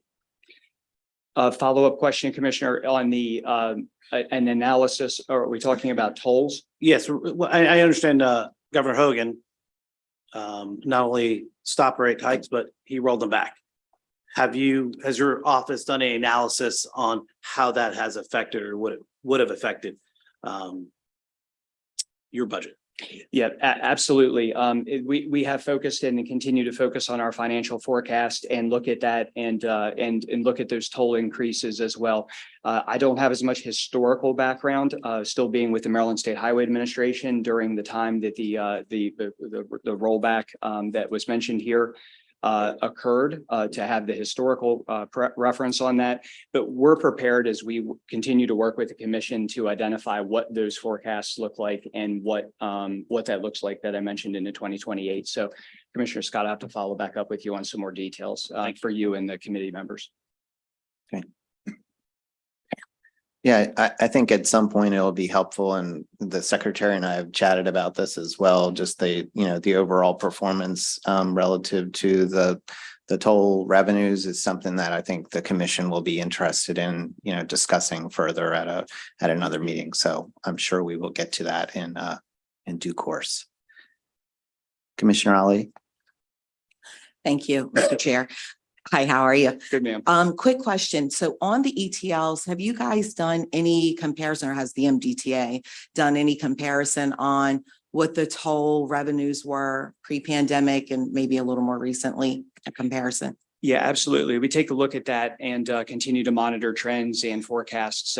We start to look at, when you have 156 million transactions, we start to also annually, we start to break that down into 2-axle being the largest percentage of those transactions at about 93% that are going through there, and then 3 axles and greater, multi-axle and tractor trailers are about 7%. So as far as the specifics on some of the numbers and dollar figures, I can get that back to you with what we're looking at, especially with the use of the ETLs, and since Section 100 has been in place, as well as some follow-ups of what we're anticipating once the 2 segments of Section 200 are opened. I mentioned to 2024 and 2027.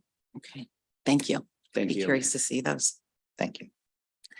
Commissioner Grady. Thank you, Chair.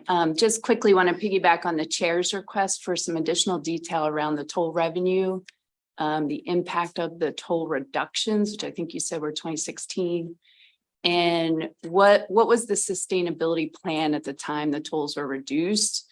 And to what extent have the assumptions in that sustainability plan by the previous administration been realized or not realized since that reduction went into place would be really helpful.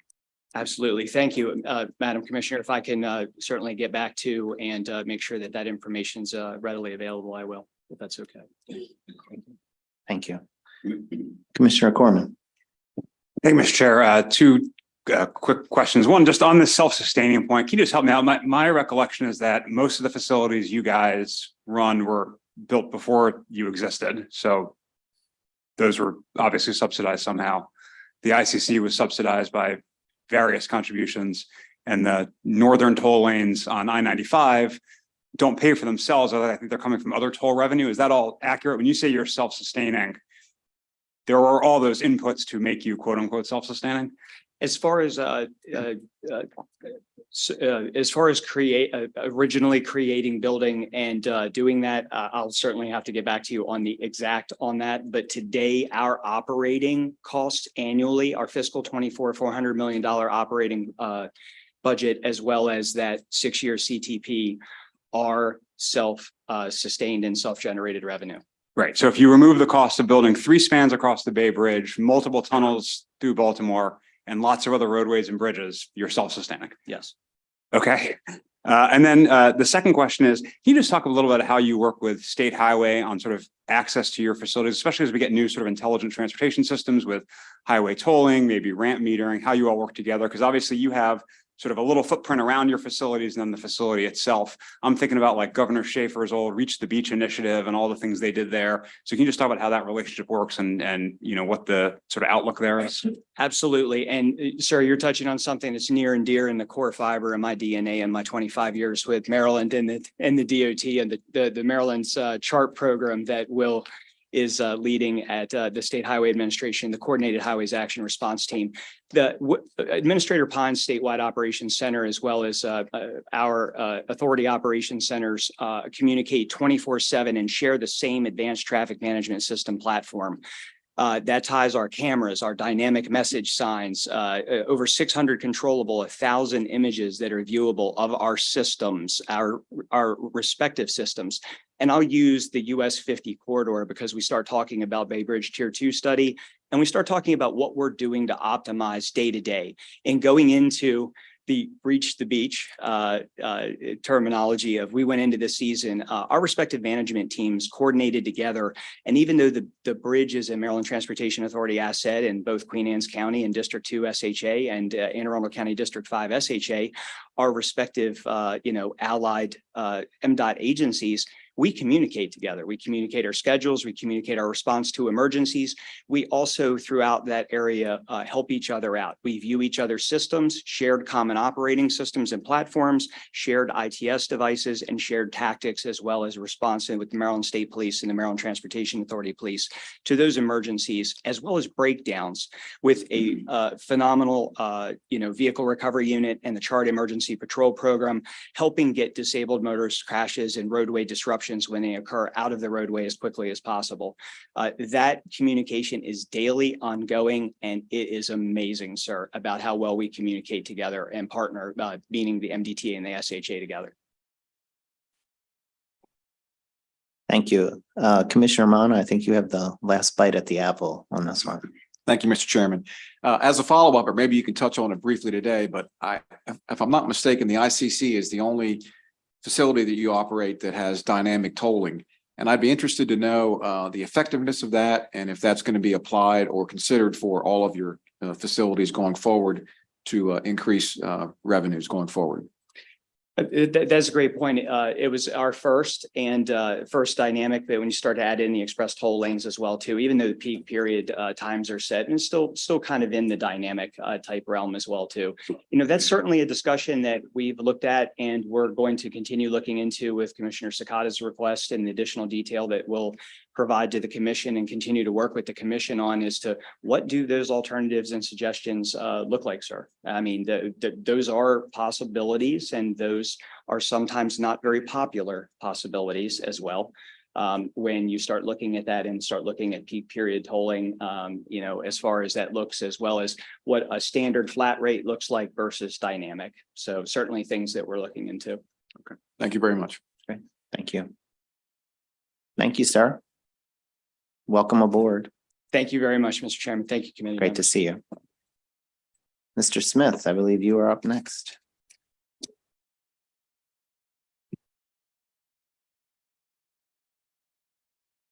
I'm still looking for Dale. So if you find him, can you please send him my way? Well, you might find Dale before I do. No, Dale is doing quite well, and I'll tell him you asked about him. And so, Commissioner, everyone else, good morning. I'm Ricky Smith, for the record, Executive Director and CEO of the Maryland Aviation Administration. The Maryland aviation system plays a critical role, as you know, in supporting travel, tourism, and economic development throughout the region. Our public use airports across the state generate jobs and connect residents and businesses to global economy. Governor Moore has spoken about the great assets we have in the state of Maryland that will ensure a dynamic, growing economy for the long term. One of those important assets is BWI Thurgood Marshall Airport, which serves as a major transportation resource and economic engine for the state. BWI Marshall produces an economic impact of over $9 billion annually, including more than 106,000 jobs throughout the region, which contributes more than $590 million in state and local taxes. BWI Marshall is the 24th busiest airport in the United States, providing nearly 300 daily nonstop departures from 18 airlines to more than 80 domestic and international destinations. Passenger traffic at BWI Marshall rose last fiscal year to $24.7 million. That's a 15% increase from previous fiscal year. Today, BWI Marshall is nearly 90% to full recovery following the pandemic in terms of passenger traffic. So looking ahead to the fourth quarter of this year, airline seat capacity is up 18% from last year, and more significantly, 4% higher than the same period in 2019 prior to the pandemic.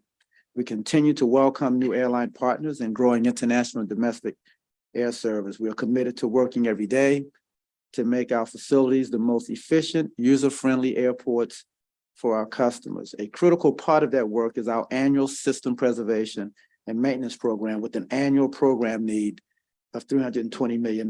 This work supports the movement of millions of passengers and thousands of flights at BWI Marshall, as well as important general aviation and military flight activities at Martin State Airport. The Maryland Aviation Administration System Preservation and Maintenance Program is based on the needs determined by regular condition studies, as well as the Federal Aviation Administration requirements. Through our operating program, the MAA spends roughly $90 million annually to support facility, grounds, utility, and fleet maintenance activities at both airports. The MAA's current capital program is at a historic high level with a 6-year program of over $1 billion. We forecast over $330 million in capital spending for this year, with further growth in fiscal year 2025 to reach about $350 million. It's notable that we are successfully leveraging federal dollars to support our capital needs. Thanks to our federal delegation, we have over $280 million in anticipated federal funds programmed in the draft CTP. Throughout our capital program, we're advancing important projects that will enhance BWI Marshall for our passenger and provide important facilities for our partners. These critical improvements will shape BWI Marshall for the foreseeable future. The major multi-year Concourse AB and baggage handling system, Concourse AB and baggage handling system program will transform the passenger's experience and provide additional capacity for our largest airline partner, Southwest Airlines. This $425 million project is the largest in the airport's history and is well underway. Southwest is now preparing to start its work on another major project, a maintenance hangar project, which will be the airline's first maintenance facility in the northeast part of the country. And our major restroom improvement program is nearing completion, which will help ensure an excellent passenger experience. The MA continues to support 34 public use airports across the state that serve communities that are important to our economy. That includes projects for the CTP that's in the CTP to rehabilitate the runway at Martin State Airport. For the State Aviation Grant Program that provides important state support to our airports across the state, MA intends to administer $3.6 million in funding during fiscal year 2024 for regional airports again across the state. With that, I want to thank you for this opportunity to give you an update on activities at the Maryland Aviation Administration, and I'll make myself available to answer any questions you might have. Great.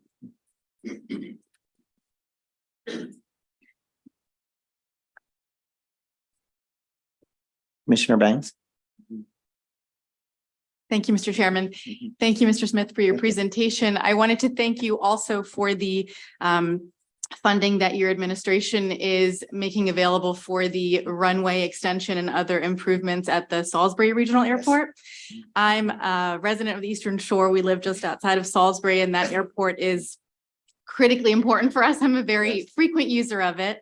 I wondered if you could give an update on I believe they were waiting for some federal funding to come through, and just sort of the anticipated timeline for completion of those improvements. So first of all, thank you for the question. And Salisbury is a very important airport in our airport system.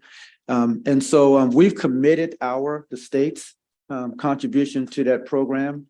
They have to finalize an environmental assessment that the FAA has required them to complete. And once that is completed, I think the FAA's funding will fall in line. Thank you. You're welcome. Commissioner Ackerman? Thank you. I appreciated you talking about the federal funding, and I'm assuming that's specific to the funding that was made available as a result of the Infrastructure Act.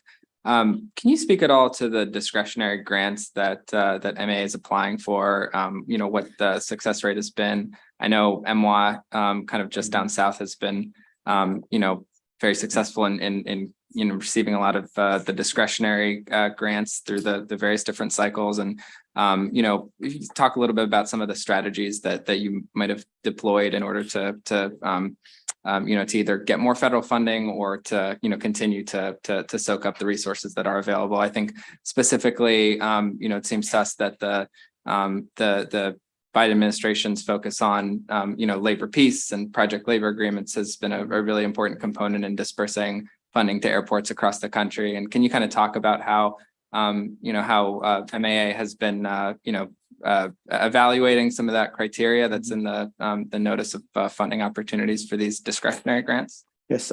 So Commissioner, thanks for the question. Yes, from a federal standpoint, we did three areas of funding that we received from the Federal Aviation Administration. One is our passenger facility charge, which is a $404.50 collection on each ticket for each passenger that comes to the airport. The airport works with the airlines to determine those projects and to get FAA approval on the projects. That's a significant source of capital revenue for the airport. In terms of direct funding from the FAA, we get both entitlement funds as well as discretionary funds. And discretionary funds are competitive. And airports across the country are competing to address important safety, security, and capacity enhancement issues. And so our applications for the competitive or discretionary grants tend to focus more on safety and operations. We have an enormous requirement to maintain our pavement. And so we think that puts us in a very competitive position given the safety related nature of those needs. However, we do have some capacity enhancement needs as well. The FAA does not prioritize that as high as safety and operational. And so again, our strategy with respect to discretionary grants tend to lean on projects that are related to maintaining a safe airfield. In terms of a labor peace agreement, the state of Maryland itself has a very strong commitment to labor peace, and we're working with the Federal Aviation Administration to get further clarity on exactly how they expect labor peace agreement to be working to the projects, but we're certainly committed to making that happen. And as the president's executive order is clarified, we'll be better prepared to talk to how we will implement that into our capital programs that are federally funded. Thank you for that question. Thank you. Commissioner Hershey. Thank you, and thank you, Administrator Smith. Again, back to sources of revenue. You mentioned the passenger facility charge of $450. That goes straight to capital projects, is that, or does that go for operations as well too? So PFC revenues cannot be used for operations. They're used for capital projects, and they can only be used for certain capital projects. And so the airlines collect the fees on the airport's behalf. They go into a trust, and then we determine which projects we want to be covered or be funded through those PFCs. We get airline consultation, not approval, and then we submit that to the FAA. We get approval from the FAA. And once those projects are approved, we can move on them. But PFCs are not used for operating funds, they're used for capital. Once we collect the funds, then we use those PFC funds to support bond issuances. So then in respect to the operation funds, what is the major source of revenue for operation funds? So commercial service airports are required to be self-sufficient. And so about 51% of our operating revenues come from airlines, the landing fees and rates and charges for spaces that they use as rental space at the airport. About 25% of that comes from parking. Parking is quickly becoming the largest single revenue source for the airport. And then including Martin State Airport, the other 25% of our revenues come from a host of concessions contracts. Okay, and there has been a lot of talk about self-sustaining, especially with MDTA, but you guys are still part of the overall MDOT modal system. Does all of that revenue go into the TTF and then gets distributed back to you, or are you more of a self-sustaining? What comes in, you are able to utilize for your operation costs? So airports, again, are required to be self-sustaining. However, all airport sources, revenues go into the trust fund, and all expenditures come out of the trust fund. Okay. And I do want to add some clarity too on the with respect to the funding sources. All costs associated with the airfield is 100% reimbursable by the airlines. The airlines reimburse the airport 100%. Anything in the terminal is about 60%, and then we're responsible for anything landside. And thank you. That was going to be my next question. You mentioned the Corridor AB project and then the Southwest maintenance. Are those paid for by Southwest directly, or are those capital costs through your program? So the AB project is funded through a general airport revenue bonds that are supported by PFCs and other airport revenues. The airport, the airline maintenance facility, the utility work, the groundwork was all funded by the Maryland Aviation Administration through the trust fund to the tune of about 65 million. The structure itself is being built by Southwest Airlines as a part of a 30-year lease to the airport. Great. Thank you very much, and thanks for all you do there. You're welcome. Thank you. Thank you. Commissioner Henninger. Thank you. So my question is a bit multi-agency, having to do with the transit in and out of BWI Airport. Many Maryland natives don't even know that the light rail does extend to the airport. And it is the first kind of experience that folks have coming into our state many times is calling an Uber at the airport to go to various locations. So my question has to do with how to improve the service of the light rail to the airport.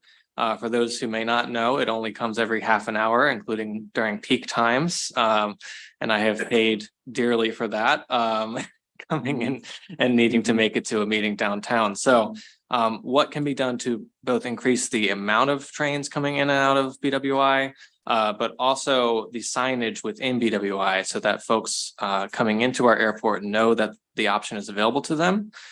Because I think that there is that interplay between ridership and the number of trains that we are, contracting for. So I will defer to Administrator Holly on what expansion can happen, but with respect to signage, I mean, it's obviously a very important service to us. As a matter of fact, we just had a meeting with Administrator Holly and her team, 3 weeks ago, to talk about enhancing that facility and additional signage. We're looking for opportunities through a master signage program to include, to enhance signage throughout the airport, regardless whether it's related to the Amtrak or the transit service, or just getting to the airport itself. And so signage is always something that you can do better, and we always look for opportunities to improve signage. And I can jump in on the frequency piece. And yeah, so Administrator Smith and I met 3 weeks ago to look at how we make that station look a little bit better, because you kind of walk out of the airport and it's a bit of a black hole. You're standing there. It's not a great experience. And so I think between the two of us partnering, we can really improve the experience there. So service at the airport is actually, it's 20 minutes, not 30. It was 30 over the last summer. We had issues with operator availability. We just needed to hire additional operators, so it was reduced, but we haven't increased it since then. We're looking at the possibility of further increasing service. Ultimately, what we need to do though is replace our light rail vehicles. The current vehicles that we have are at their useful life. We're having a lot of issues. Anyone who is a light rail rider has experienced some of the reliability issues with those. And so we need to replace those. So we're looking at the possibility of expanding the fleet when we do replace to increase the service across the system, including to the airport. And I'll say this as an additive to what the administrator just reported. I mean, as I talk to my counterparts around the country, BWI Marshall is still an example of how airports and transit systems can come together. Besides, light rail, we also have bus service, transit to the airport. And so we can always do better, but we're standing out as a model in the country. Thank you. Commissioner Chang. Thank you very much, Mr. Chairman. Good afternoon. Mr. Smith, thank you for being here. And thank you for the hospitality issue and the Transportation and Environment Subcommittee of the House Appropriations Committee and our recent visit and tour of the airport.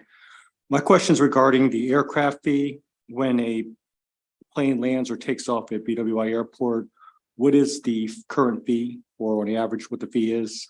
So I can get you the details because that fee varies. It depends on the airline's relationship with the airport.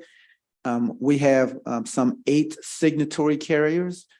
These carriers have a special use and lease agreement with the airport that connotes their full scale commitment to the airport.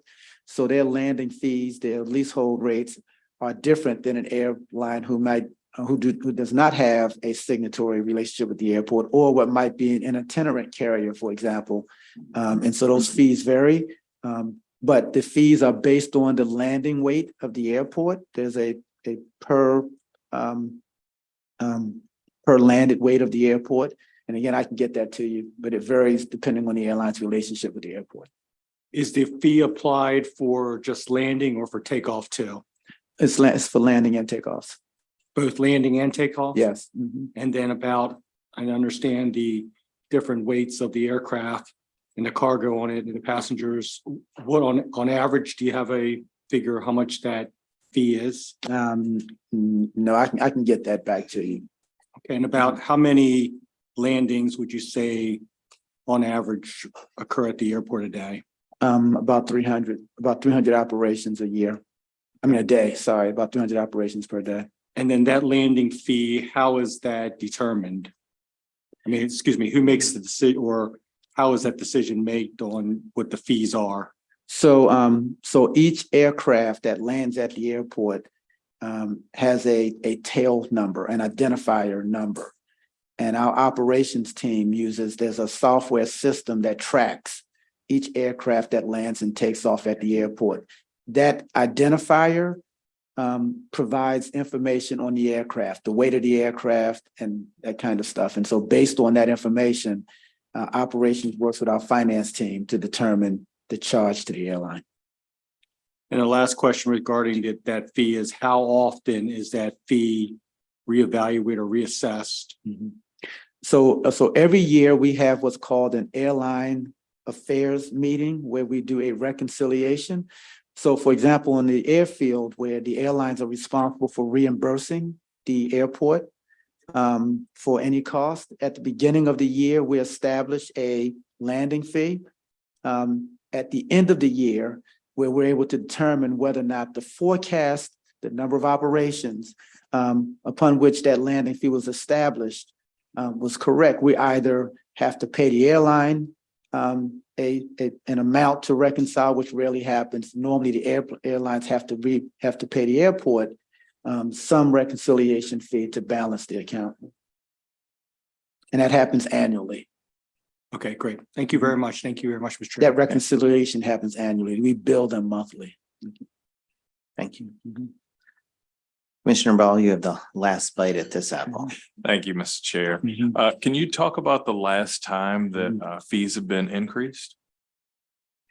So we don't necessarily increase landing fees. They're based on a formula, which is based on the airline's forecast of operations and the type of aircraft that they plan to use for that particular year.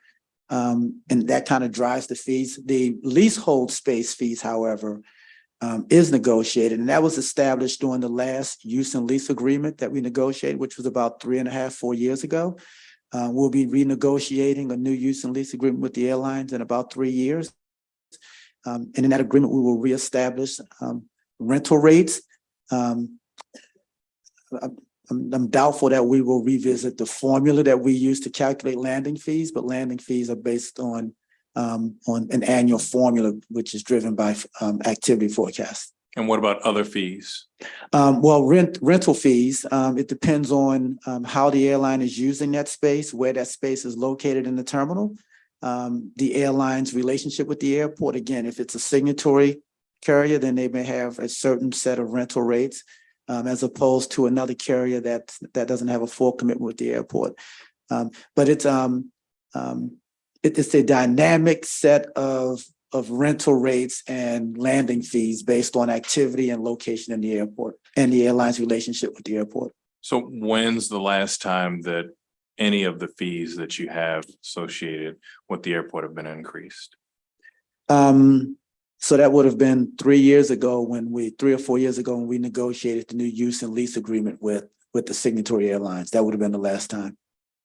And do you feel like, one of the conversations that we've been having here these last couple meetings is about revenue and structural deficits? Do you feel as though you have sufficient revenue in order to operate the airport the way that it should be? No, I don't think you'll find an airport in the country that will say it has sufficient revenues to operate. I mean, that's a national issue that the industry is also working with Congress on. For example, PFCs at $4.50, that's the cap nationally. Inflation has reduced the effectiveness of a PFC. And so there's a national discussion with Congress as a part of the reauthorization that they're considering now to either uncap PFCs or increase PFCs because airports across the country are trying to grapple with the need for more revenues. Thank you, Mr. Chair. Okay. Thank you, sir. Really appreciate the conversation.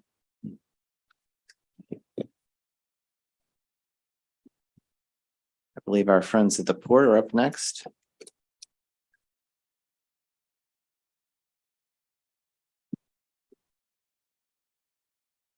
Morning, Commissioners. I'm Brian Miller, Interim Acting Executive Director for the Maryland Port Administration. During the Mako conference last month, Governor Moore talked about Maryland being the headquarters of the 21st century, with businesses ready to dominate and a labor force ready to drive growth with resources like the Port of Baltimore. The Port of Baltimore is ready and willing to assume that role. The port has rebounded strongly from the devastating supply chain impacts of the pandemic on the international maritime shipping industry.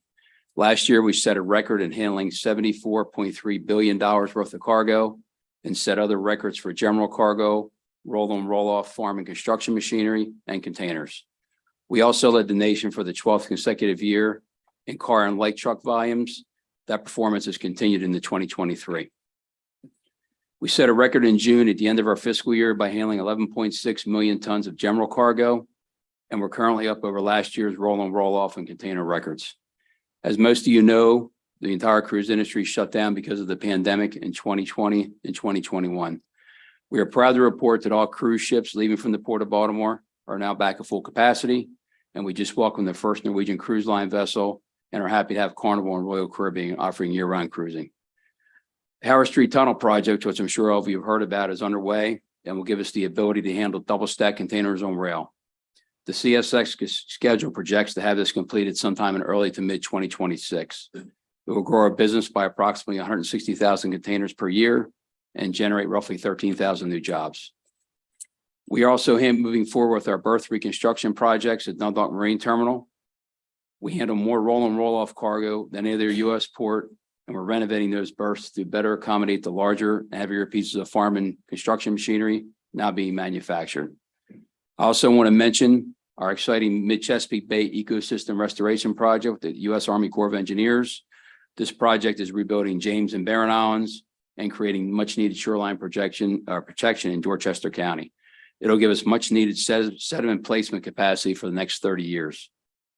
Our system preservation dollars go into maintaining our state-owned public marine terminals, which includes our warehouses, berths, roadways, and the dikes at our dredge material containment facilities. Our MPA asset management program provides an efficient and effective decision-making tool to target system preservation needs. Assets are inventoried and their conditions are assessed. System preservation needs are determined based on the asset's condition and criticality to the MPA mission. In FY24, we're spending approximately $151 million on system preservation. That's a quick snapshot of the Port of Baltimore. Thank you for your time. Any questions? Commissioner Thompson. Good morning. Thank you for the update. If you could kindly share with some insight on the use of alternative fuels in the port community of Baltimore, especially as we think about the air and the water quality. I'm not sure how. I'm a water guy, and I'm an environmental guy, and I'm a real estate guy. So I'm just interested in learning more about. I know that you all have been looking at hydrogen and some other fuels, and especially with electrification of boats and ships. What progress are you making in your capital plan? Is there some effort to identify funding to accelerate that? Sure. So there's two components to that. So as far as the electric vehicles, we are working to transition our MPA fleet over to electric vehicles and installing charging stations to those vehicles. As far as our tenants and terminal operators, a lot of the equipment they brought in have been upgraded to electric. Actually, Ports America recently put 15 rubber tire gantry cranes in operation that are hybrid diesel and electric that are run off bus bars. They've installed 8 new cranes over the past few years that are all electric.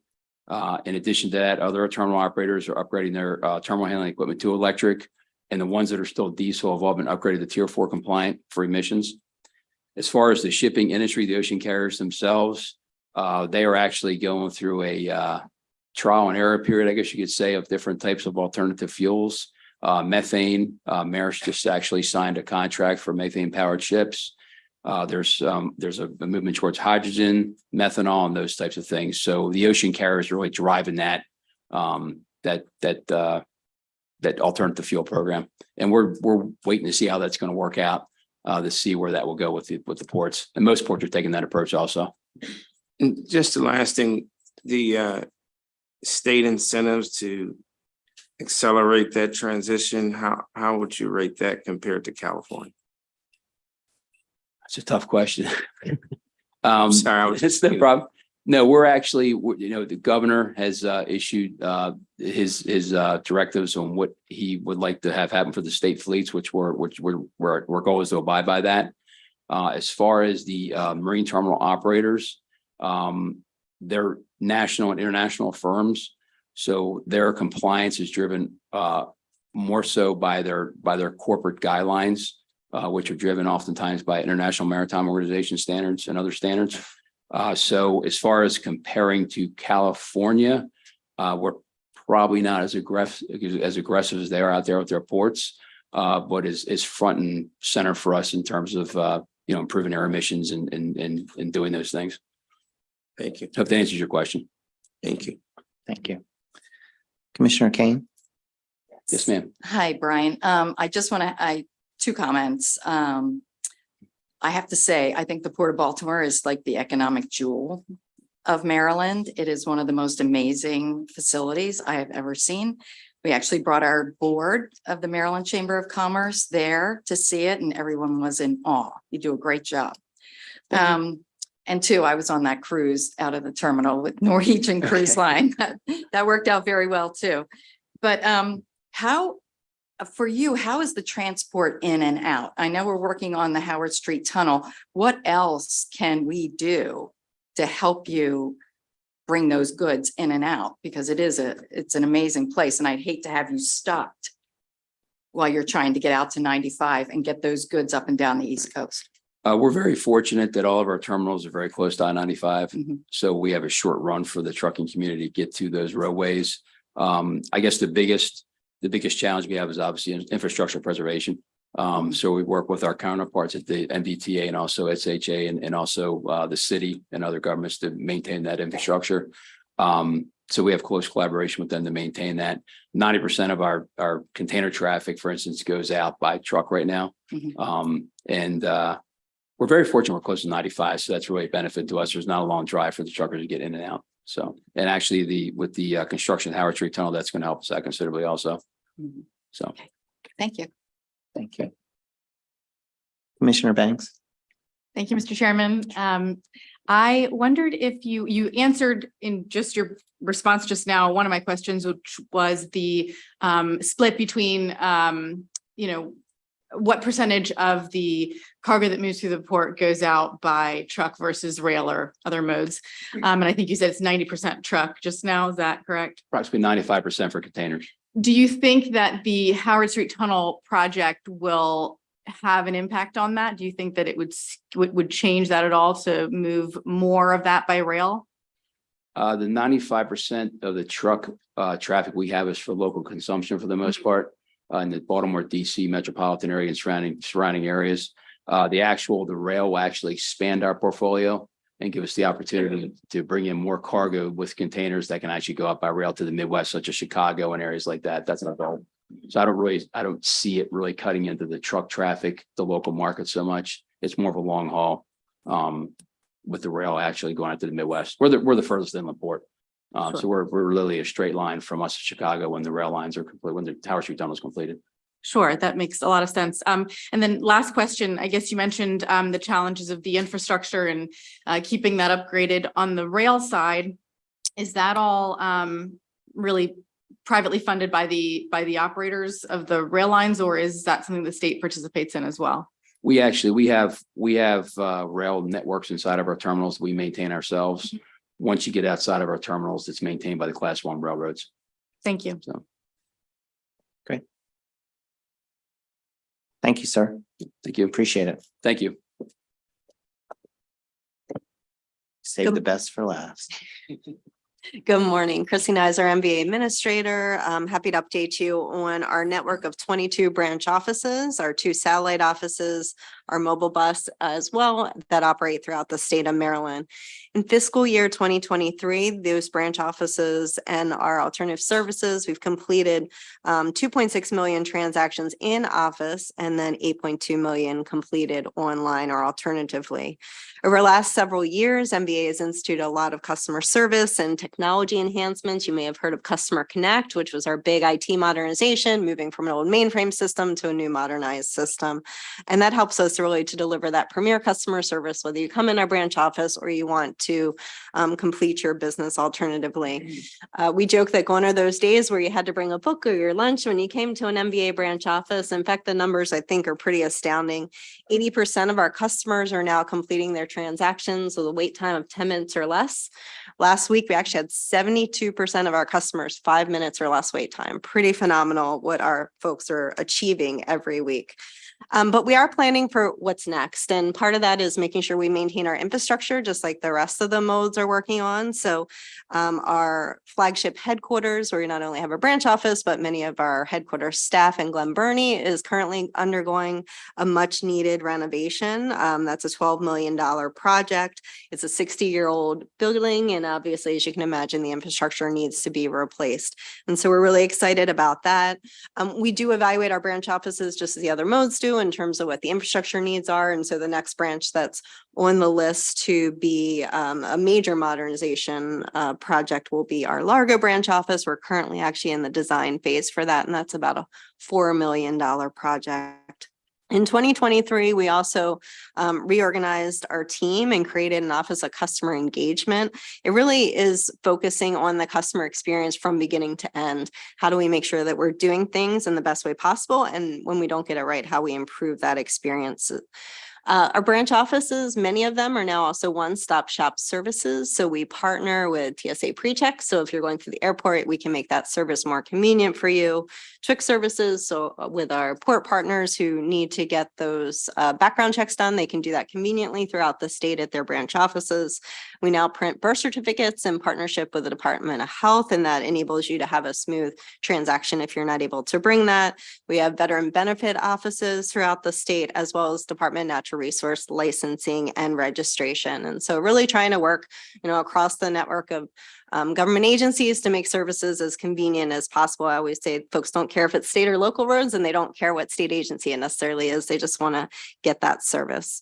But if you'd rather skip that trip and do your transaction online, we are continuing to provide additional services. So pretty much every new thing that we implement, we have an online solution. So you probably heard about our electric vehicle HOV permit with the legislature just reauthorized during this last session. That's now available using your My MVA account, which I hope everybody has. And if you don't, go up and sign up as soon as we complete the commission business. It makes everything very convenient. We're up to 1.3 million My MVA accounts, and basically it is your MVA account of all your vehicle, driver license, and other information with MVA. It's a great step forward. We're also proud that Maryland launched with Google Wallet. We became the first state in the country to have a mobile ID. We're also in operation with Apple Wallet. So no matter what operating platform you use, you can do that conveniently at the airport, at the TSA checkpoints. Obviously, the commitment is there in terms of highway safety, and I love the conversation that's happening even here. It is such an area of focus. Last year, we lost 564 people on our roadways. And unfortunately, the trends are not good for this year. We are on track at this point, if the numbers stay consistent, to go over 600 fatalities. We have not seen that kind of number since 2007. And so we are sounding the alarm. We are putting out everything we can. We know that the causes of the fatalities, as we look at the data, are really consistent. We're still seeing speed too high on the highways and local roadways. We're seeing impairment, distraction, as well as lack of wearing seatbelts. And so those are really the areas that we're focused on. In order to help with that effort, Governor Moore did announce yesterday that there was $11.5 million in highway safety funding. That includes 85 law enforcement jurisdictions and agencies, as well as many of the nonprofits that we work with in these areas. We also launched in April a new crash dashboard, which is a great resource for our partners. So you can go in and see fatality information real time. You can drill down by type of crash, you can drill down by location, and really find great information. But we know it's a collaborative effort. So, I encourage anybody, please come to me if you need resources, if you need help. We'd love to work with you. Certainly highway safety, our workers in the work zones, our pedestrian safety issues are clearly areas of focus for all of us. In closing, I just have to say that the accomplishments that we've achieved over the last few years are really due to our incredible team, and I cannot continue to hold them up for the great model they've become, frankly, around the country. When I say some of these numbers with my colleagues, they are quite astounded in what we've accomplished here in Maryland. So with that, I'll turn it back over to Chair. Thank you for the time. Thank you. Commissioner Bell. I just want to say very briefly, I've been a lifelong Marylander, and I'm sure most of us who have lived here for a number of years have had interaction with the MVA. And I think this is the smoothest, most professional, efficient time I've ever seen in the history of Maryland, at least the last 30, 40 years I've been engaged. So great job. Thank you, sir. Commissioner Thompson. Hi, Commissioner. Good morning. The electric vehicle registration is on a uptick. Can you share some insight on what the trends that you're seeing at the state, and do you have any by county data that you might be able to have them share with us as well? Sure, we do track the electric vehicle data obviously very closely. The September numbers, they come out monthly, and that is shared on the open data portal. But it is around 81,000 is where our registrations are at this point. We can certainly break that down by jurisdiction, and happy to do that and work with you on that. Obviously, there are a lot of incentives, and including tax credits and other things that the state has put in place to try to encourage it. I will also say we are part of that electric vehicle charging network that you mentioned earlier. So we've now got Salisbury, Largo, and Gaithersburg up and running. We're in construction at Beltsville, and then Glen Burnie's on the plans as well. So, we see those MBA branch offices as part of the larger network of where folks will need to go in order to be able to charge their vehicle, and making sure we uphold that too. Other question I had was at your stations or your offices. Thank you. The Largo one is glad it's very efficient, but I'm glad you're upgrading that. Question on like information on the incentives for the state. Do you all have that available at some of your offices, like some of the brochures and whatnot? I know you have some different brochures there, but In terms of electric vehicles specifically. Yeah. We have a lot of information on our website. I don't think we have any brochures in the branches particularly. I will check that out. But what we do now, because frankly, folks aren't in there very long, and so paper, it becomes waste essentially. But we do have information on our flat screen TVs. So as you're sitting there waiting for your number to be called, you will see that information. So I'll make sure that we have those incentive programs as part of the rotation that we do on those screens. Commissioner Ali. Thank you, sir. Chrissy, thank you so much for your leadership, and great job on getting those wait times down into your staff. Two quick questions. The TSA pre-check and the birth certificates, is that in all locations? It's not in all locations. So TSA pre-check. So on our website, we actually show with icons what services we have at each branch. It really is a partnership. TSA pre-check, they had certain locations that they wanted to be able to provide those facilities based on their existing network. With the birth certificate pilot, we worked with the Department of Health to determine, again, where local offices maybe had some needs to supplement.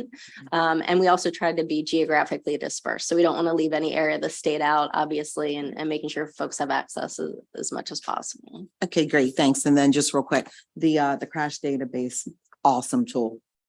We appreciate it. Lots Thank of hard you. work. Yes, thanks. Commissioner Laria. Mr. Chair, I have a sort of broader, somewhat broader next steps question. So if anybody else has a question specifically for the administrator, perhaps you might want to go to them first. Yeah.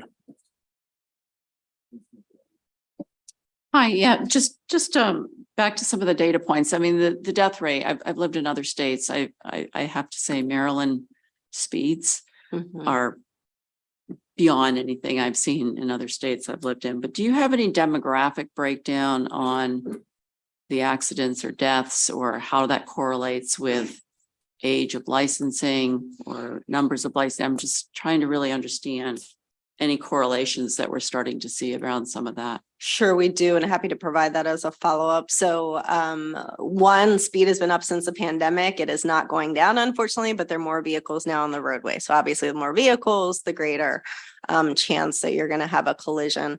We like to call them crashes, not accidents, because generally it's because somebody did something they weren't supposed to do, like speed.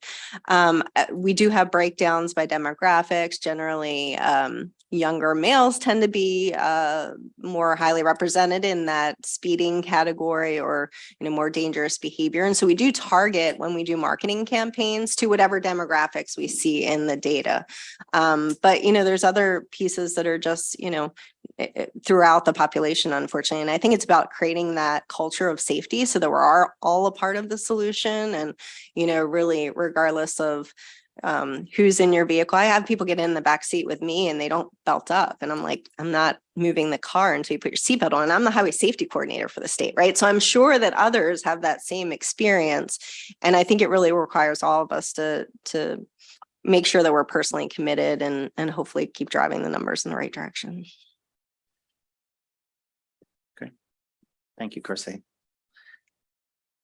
Commissioner Alaria, you had a broader. Yeah, question for the if I group? may, thank you, Mr. Chair. Two things. One, very broad, which is just a reminder that there is some follow-up information I think we were expecting from the last meeting. So hopefully that is, if not Yeah. today, then just at some point in the Yes, near absolutely. future.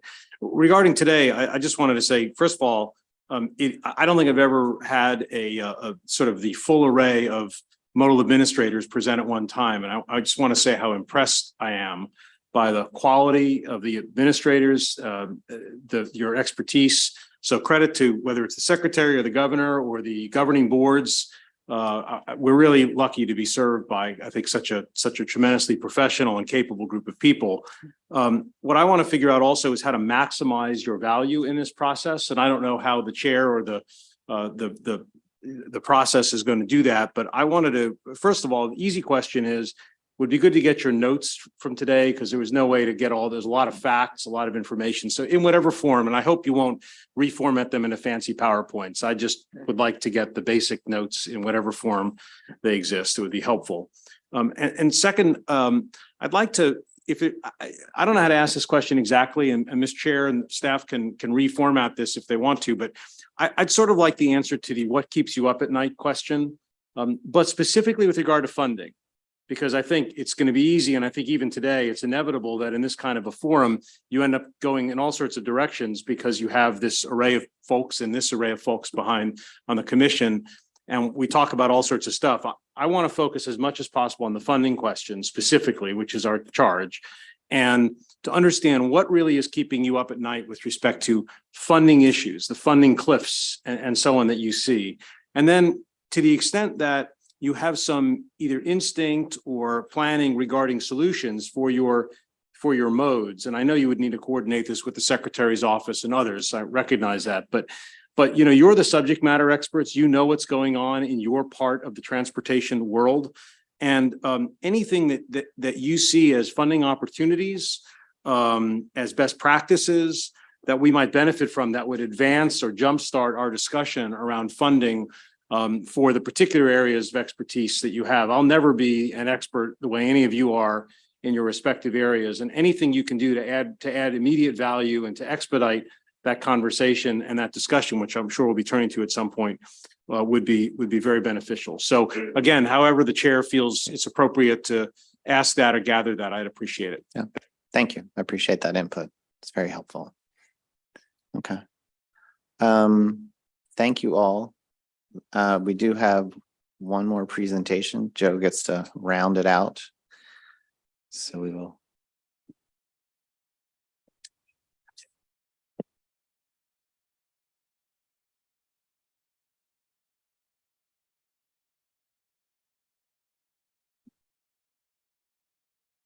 I'm checked. It's good morning, Chair. Good morning. Thank you for having me here, and happy to be back with the commission. For the record, my name is Joe McAndrew, and I'm proud to serve as the Assistant Secretary for Planning, Project Development and Delivery. And from the earlier discussions, I understand there might be a few further questions coming after this presentation. But before I get going, I just want to kind of level set. You know, we're going to do a deeper dive from the CTP presentation that I provided last go around, dive into kind of the local priority letter process, the CTP tour process, and also how we put together the CTP. But a couple items just to level set on, you know, two of Governor Moore's core priorities for this administration and for MDOT is including better partnerships, both with the locals, with this commission and others, as well as transparency in our decisions, right?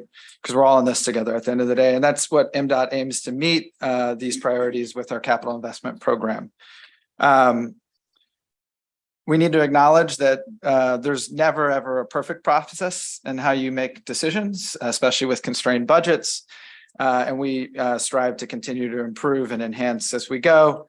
MDOT is committed to working with this commission to meet the charge from the enabling law to review the CTP process with an eye towards updating it with transparency, data-driven and outcome-oriented approaches. But, additional information, the reality is that needs will always exceed our resources, right? For this budget and for most budgets on the public sector side. And it's MDOT's responsibility to balance our needed investments by determining the most cost-effective path to meeting many competing priorities. We aim to improve, with your support, the process to help all Marylanders understand how the state determines why one priority was invested, and also be able to better answer why one wasn't receiving any funds as well. So that's a bit of the work that we're going to set out and hope to work with you on. Today, I'm going to present how we've done the CTP for many years. So everybody has a deeper understanding of where we're at, and hopefully a better understanding of how we can go there forward together. So first, how is the CTP developed? Again, a refresher that we do a 6-year consolidated transportation program on a rolling basis, where each year we update, we roll out last year's current year, and we bring in a new year on the out year. In doing so, the current year becomes the most current planning year from the previous year becomes the current year. And then we have 2 planning years, and then additional planning years in the out years. I'm going to quickly jump to this slide, which we saw previously, and then I'll come back to it. But I want to refresh everybody on how the funds flow, because I think that's really important to how we actually get capital dollars. So the first call on the revenues on an annual basis are funds for operating and debt expenses. And then it flows to the capital program. Within the capital program, we have funding for WMATA, supporting our local needs through highway user fees and lots, and those come off the top. And then we work to balance out our priorities with state of good repair, kind of system preservation. And then what's left is allocated across our modes, and the administrators' priorities that you just heard to make sure that we can meet the demands in a cost-effective way. Stepping back, though, how are funding levels determined? It's as part of the CTP development process, and MDOT's capital programming team works with the finance team to account for changes in revenues and ongoing projections to ensure the program remains affordable. Concurrent to this work, the capital team is working to determine funding allocations to the modes. Factors used to allocate capital dollars to the modes includes historical allocations, changes in priority projects needs, sometimes plus ups and plus downs, and then also we have the critical state of good repair needs, and trying to just make sure that we're running a safe, efficient system. So how does state of good repair factor into the CTP decisions?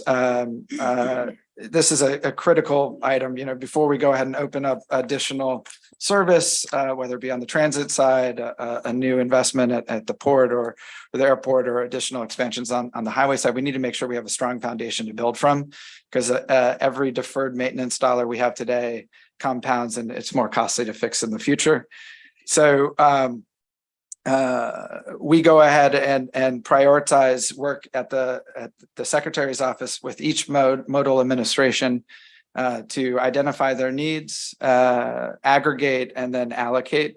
Most of this work is developed and driven by the modes in terms of how they allocate their state of good repair investments, and which items are of most critical need. They are the subject matter experts, and we defer to them on that work. So I wanted to illuminate for everybody how the dollars flow to the capital program in a little bit more granular detail here, because it's not completely easy to see. But as you can see, operating and debt investments that you can see here, we've got the final 23-28 CTP that we just concluded, or we're working on right now. And then we've got the draft 24 and 29 that we just released, shown here. You can see that the operating and debt investments is close to the same size as the capital program. However, operating and debt investments are not matched with federal funds, whereas the capital program receives roughly a one-to-one federal match on state dollars. Within then the capital programs, the next calls are highway user revenues, which receives more than $2 billion from the state over the 6-year period, and matches with no federal dollars. WMATA receives more than $1 billion with no federal match, and locally operated transit systems receives roughly $30 million from the state as a match with more than $200 million in federal funds. It's a more than 7-to-1 return on the state investment there. The next call on the state resources is the State of Good Repair Program, which received roughly $3 billion in state funding, and that's matched by about $4 billion in federal funds. And that leaves a bit more than $1 billion in state funds for expansion projects. We are able to match that with roughly about $2 billion in federal funds.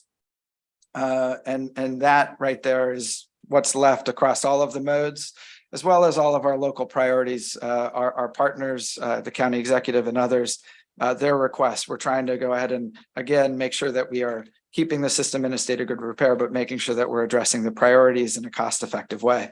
In doing so, just a fine point though, roughly 5% of our state funds are allocated to expansion projects. Put another way, that's about 1 out of every $20 that we receive in revenues go to expansion. So how are the projects decided? Similar to our local jurisdiction, MDOT reviews its unfunded needs on an ongoing basis to determine the best approach and timing to advance projects into design and engineering, and then into construction. Balancing want with fiscal realities and demands throughout the state, across modes, and at the local jurisdictions is a dance that the capital team and the finance team are constantly working on. MDOT's modes generate the unfunded needs through various plans, including federal required asset management plans, legislative requirements, and expansion plans, such as those created at the direction of the secretary or others. Examples include, projects like the Red Line, the Frederick Douglass Tunnel, fleet electrification, or the American Legion Bridge. As funding becomes available, MDOT works to program those dollars for unfunded projects deemed ready and appropriate with my colleagues here's support. So this is another slide that we showed. I'm going to kind of transition into the calendaring of the work on the development of the draft to final here. But you can see we start this process in spring and we move through towards the draft in September. Then we move into the CTP tour in the fall. And then we finalize and share that with the General Assembly in January, and that becomes final in July. Before I get into some of the specifics, I just want to note that the capital programming process at MDOT is constant and continuous. We are working with the finance team to make sure that we have an affordable CTP. And that, we're looking at projects as their demands change, as cash flows change, where there are opportunities to plug holes if needed or reposition and prioritize investments if able throughout the process. So we start again in May. By and large, we ask our modal agencies and our local jurisdictions to submit priority projects for consideration in the draft CTP. At the same time, those priority projects that come in that are requesting to be scored for Chapter 30 project prioritization, which I'll discuss in a bit, that process starts at that time.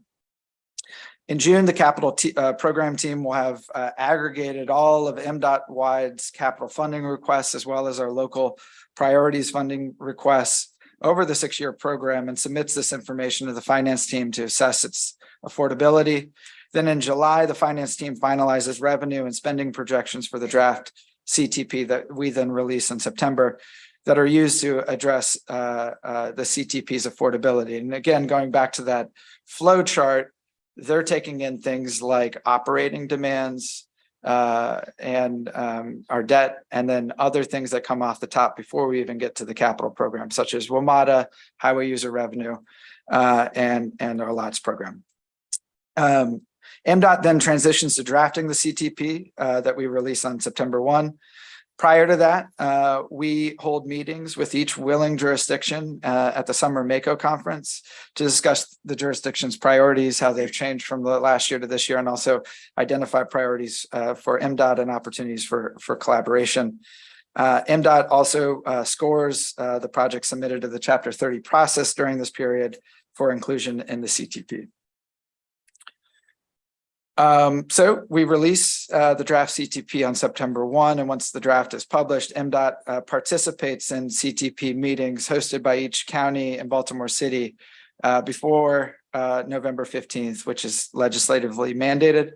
Once the CTP tour concludes, MDOT moves to finalizing the CTP. We do this by assessing changes due to the CTP tour meetings and engagements that we have, project adjustments that occurred between September and November, as well as changes to MDOT's financial position.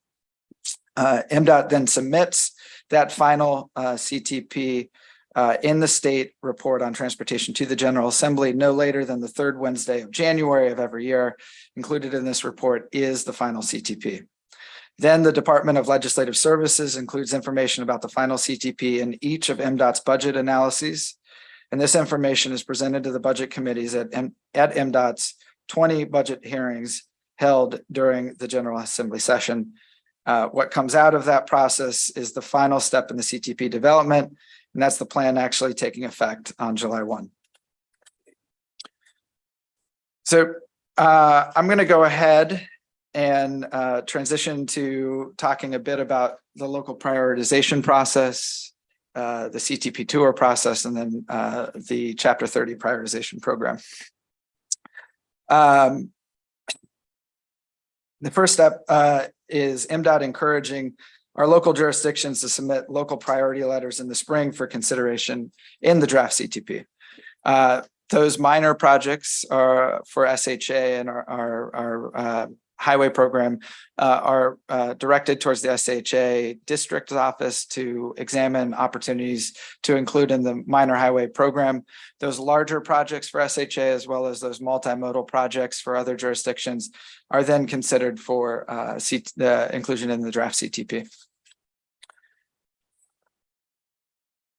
So the font gets a little small here because I want to make sure everybody understands what the priority letter is, where it came from, and how we ultimately engage on this process. But I think going back to 2010, Maryland law required MDOT and our local jurisdictions seeking transportation project funding from the state to demonstrate a reasonable relationship to the priority projects to the goals of the Maryland Transportation Plan. That's our long-range transportation plan that I covered in the last meeting, as well as the climate action plan and local land use plans.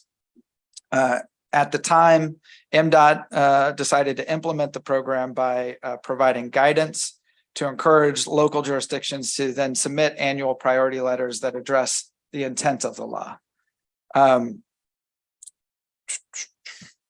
MDOT then responds to the priority letters through our ongoing engagement with local jurisdictions, as well as planned engagements such as the Mako conference that I discussed, the CTP tour meetings, and SHA district meetings, and MTA locally operated transit meetings that happen on a regular basis. We published all of our priority letters on MDOT's website. This year, all but 3 jurisdictions submitted priority letters. Last year, all jurisdictions submitted priority letters. It is at their discretion if they want to submit priority letters. And I will say that priority letters are not a requirement for local priorities to be included in the draft CTP. It is an encouragement of guidance. A little bit more on the local priority letter process. The only thing in code that necessarily says that we need or seek additional information from local jurisdictions is what you can see on the left. And this is from law dating back decades.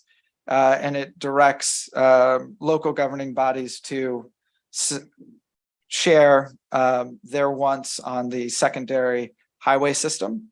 And it doesn't necessarily articulate how or in what manner that should be shared with us. but you can see there that that is what is in statute.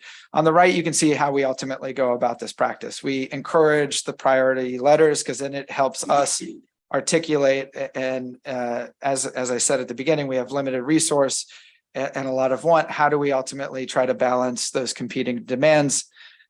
Within counties, we ask that they coordinate with both the county level and those local municipalities concerning their mutual needs and priorities, and submit one local priority letter as much as possible. And then finally, we encourage folks to be looking across all modes in their prioritization letters as best as they can. In practice, the guidance that MDOT provides generates very different approaches from the jurisdictions. Some priority letters are short and focus on a small subset of projects. Those are very easy to read and very easy to determine how to address if we can. Others are very long and request many varying approaches, whether it be projects or policies changes, but many of them are asking for many billions of dollars in the request letters. The details for the projects and priorities also greatly varies. And through a follow-up discussion, we can determine exactly where they're heading. But, to give you a sense of what the end result is, this year we generated more than 600 unique project requests from the letters, and a request for more than $4 billion for construction, we estimate, just for the number one priority listed in the letter. And many letters have many more priorities of large size and scale. So shifting to the CTP tour meetings, you've all received some version of what we will be doing soon. We are required by law to visit each county to give the local governments and local legislative delegations information about the CTP and an opportunity for them to comment on it.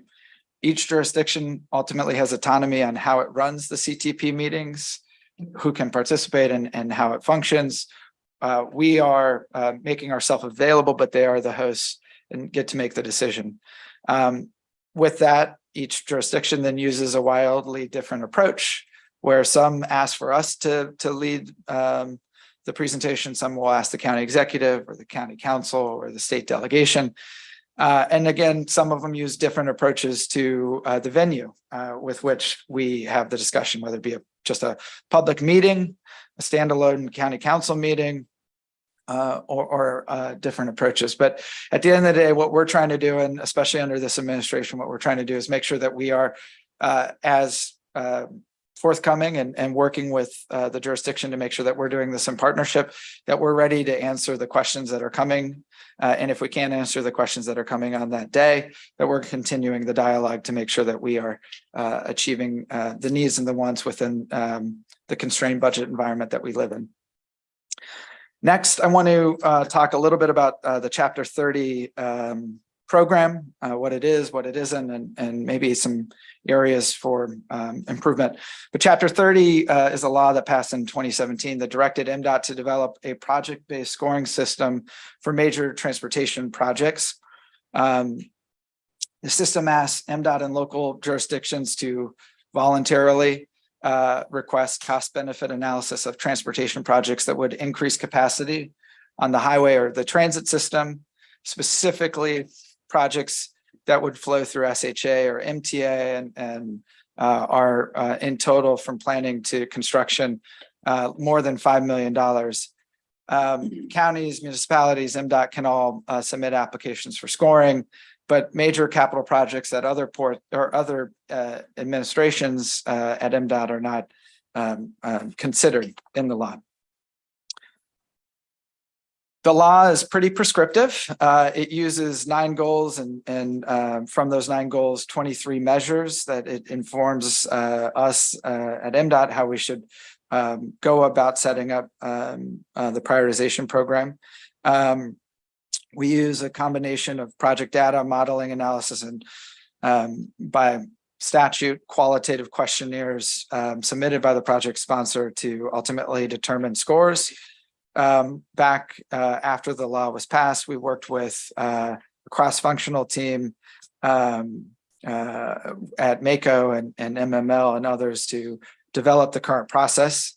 But, just a little bit on it, establishing the goals and measures and statutes significantly limits the ability to be agile and make adjustments to the scoring model to reflect changing goals and performance metrics as best one can.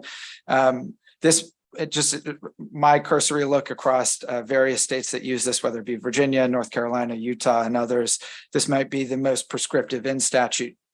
You shall use this metric or you shall use this qualitative approach. So looking at ways to maybe make that a little bit more nimble might be an appropriate step, but going forward. So again, just a quick flow here. We ask that folks bring projects that are through a feasibility study process at a minimum and are ready for construction. They then go ahead and ask to be scored in the Chapter 30 process.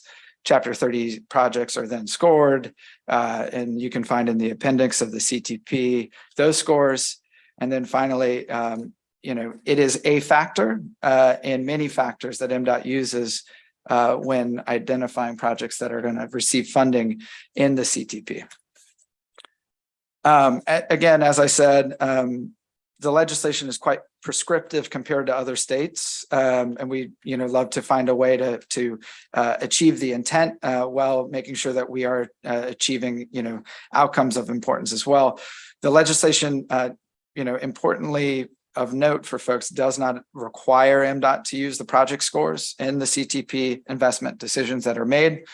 We are trying to balance across many competing demands, but MDOT uses any project that is scored as one of many factors in the determination that we're using. And just for example, this year there were 38 projects scored, 36 came from local jurisdictions, and 25 submitted for projects are included in the draft CTP. So with that, I'll go ahead and pause to answer any questions. Great. Thank you, Jeff. Commissioner Corman. Thank you, Mr. Chairman. So first of all, just this is Assistant Secretary, you were not at MDOT in 2016 and 2017 when this was all being put together, right? Correct. When I say this, I mean Chapter 30. Okay. Were you involved in it at all? I did provide some advisory services to some folks while I was at a group called Transportation for America, doing some comparison of how various states had set it up. But that was in 2015, not in 2017. Okay, so I'm not quite sure how to square two of your statements, but maybe you're not the person to square them for me. One is this is the most prescriptive scoring system you've ever seen. And the other is this legislation does not require MDOT to use the Chapter 30 scoring to prioritize its CTP investments. So can you help me square those two sentences? So one is, let's work with the latter first. It's not a shall. It doesn't say, we shall use the scores to allocate our resources in the CTP. So it is you may consider using the scores.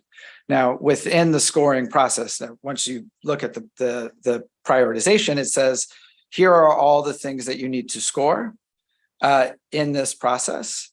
And it identifies, which ones should be scored higher, which ones should be scored lower. Some states do have prescription, North Carolina being one, but their approach is a little less, here's 23 requirements that you need to ultimately try to allocate scores across. I believe there are 9. Okay, I guess it's been a while since I've taken the SAT, so maybe I should refresh my understanding of the word prescription. But just to bring a little reality to this, could you think of any reason why the legislation needed to spell all that out instead of just leaving it to the nimble executive branch? You know what, actually, I don't think you have to answer that. Thank you. Thank you, Mr. Chairman. Thank you. Commissioner Ali. No. Commissioner Feldmark. Thank you, Mr. Chair. I have a question which may, and I apologize, be a little bit for Administrator Pines, but I think it speaks to how projects get prioritized and the question earlier about how we look at networks as a whole, given local jurisdictions identifying priorities. Earlier in the meeting, Administrator Arnold spoke about the origins and destinations study that's coming up for transit users. And I'm wondering, do we have data? What kind of data do we have on origins and destinations of highway users, whether it's actual or modeled? When we look at projects within a jurisdiction, do we have access to data that speaks to users from the jurisdiction in which the project is located versus, pass-through traffic? Me to take a crack at it first? Okay, so thanks for the question. As part of our project planning efforts, we are required to do traffic studies, and origin and destination information is often part of those studies. We do have access to data. State Highway Administration, we have a partnership with the University of Maryland. They have a number of systems that help us to collect data on origin and destination information that help us with that travel forecasting. Okay, thank you. Commissioner Tolkien. Thank you very much for the presentations today. I had some follow-up questions on the Chapter 30 scores. The CTP does not include the breakdown of the scores by particular indicator. Is that correct? I was able to find a summary of the total score at the end of the document, but not the breakdown. Let me follow up with you with a response. I think it'd be very useful to provide that information. The indicators that we're talking about, whether it's climate or safety or congestion reduction, are all goals. And some of them are goals of local government. So I'm trying to figure out how an understanding of the specific impact of a project can be taken into account by local government when they're weighing in. I noticed that the American Legion Bridge expansion and the Chesapeake Bay crossing were included or scored in the 2023 CTP, but weren't included or did not have scores broken out in this draft. Can you illuminate why? At the determination was that they weren't going to get scored in this process. Previously, I'll just say, just on the 495-270 project in particular, there was an assumption that we were able to fund that at no cost to the state. And that was when there was a private partner that was going to assume a lot of responsibility for upfront public financing and then, repayment through tolls. And the way that the system was set up is that, the denominator on all of the scores was the amount of money that the state was going to put in. So trying to assess project by a return on investment or a cost. And so when your denominator was zero, it was a perfect score. And I think, I wasn't around in 2017 or 2018 when this program was put together. I think there's an opportunity to enhance the scores so that, not only from a transparency perspective of each project getting scored and the data being publicly available, but also looking at, better scoring across these projects and making sure that all of them are coming in as a real opportunity. Thank you. I really appreciate that. And I think your comments earlier about the scoring process illuminate, I think, somewhat of the disconnect that some of us are experiencing, where we have a scoring system, but based on some of your comments and also the way the information is shared, it's not entirely clear that this is actually the scoring and metric that is driving the content of the CTP. So I think one of the challenges for this group is, if it's not this scoring system, how can we understand what the underlying metrics are that are driving the proposals we're seeing so we as a group can litigate it? Part of my question is, you said, I think only maybe 20% of dollars are going to new projects, but the real question is, what is the long-term financial liability of a single dollar spent on any of these projects? And what does that mean when we're looking at the CTP 5, 6, 10 years out related to the revenue we need to generate? I think that is exactly the type of thing we need to dive into. And I also just want to call attention to MDOT's recent attainment report, which, you know, came up with a variety of really important indicators. I feel like we've discussed a lot of these driving factors of what we're trying to achieve. And I'm going to briefly pick on Secretary Nizer here, but I think I really appreciate all the efforts you were talking about earlier with safety. But I'm also at the same time recognizing that one of the most significant impacts on pedestrian and driver safety is design. That by the time we're getting to public education, we are, you know, narrowing how much we're able to move the needle. So being able to take that conversation on safety and pull it back into the CTP and the budgeting process, opposed to just looking at that as part of like a public education piece, I think is really how the next step for us diving into those details. So I'm interested in as much information and data as we can actually get on the current projects, their impacts on long-term revenue, climate, and I guess in the most scoring style framework where I don't have to, I don't know, it can't be in 2 pages, but for me, trying to digest it in a spreadsheet, you know, in 2 columns is easier than trying to piece it out from the 500-page CDP. Thank you. Thank you. Commissioner Ilaria. Thanks. I suspect we don't have time to get into the detail of the scoring system and all these things today, but it's self-evident that this process is one of those that makes people more grumpy than any process I've ever, and I've never been closely connected to it, but I've watched it as an interested observer. And I'm going to be very interested. We ought to have whatever discussion we can have specifically about this, because it seems like a process that nobody is happy with. So I don't know that we'll come up with something that everybody's happy with, but we probably can do better than this. So I'm wondering if we can maybe put a pin in it, whatever the chair wants to hear from the new administration, how you would propose doing it, because I get a little bit of a sense from what you've said that you're not thrilled with it either. Clearly, many other people are not happy with it, certainly the locals and others. And all the issues that the administration is highly focused on with respect to transparency and so on seem to fail this current system. So I'm hopeful and that we can explore that as a specific topic. But I do want to ask you, if I may, one other more specific question that maybe you can answer today. Can you go back to what I'll call the graphic, the waterfall slide earlier on? If you can, people have it, you can put it up. It was pulled away from me, but yes. Yeah, okay. Sorry. So my question about that is, I'm sort of familiar with the waterfall concept, which basically says you pay the first thing first, this next thing, etc. But ordinarily, the things that are higher on the list are things that you must do. You must pay your debt service, right? You must then do this.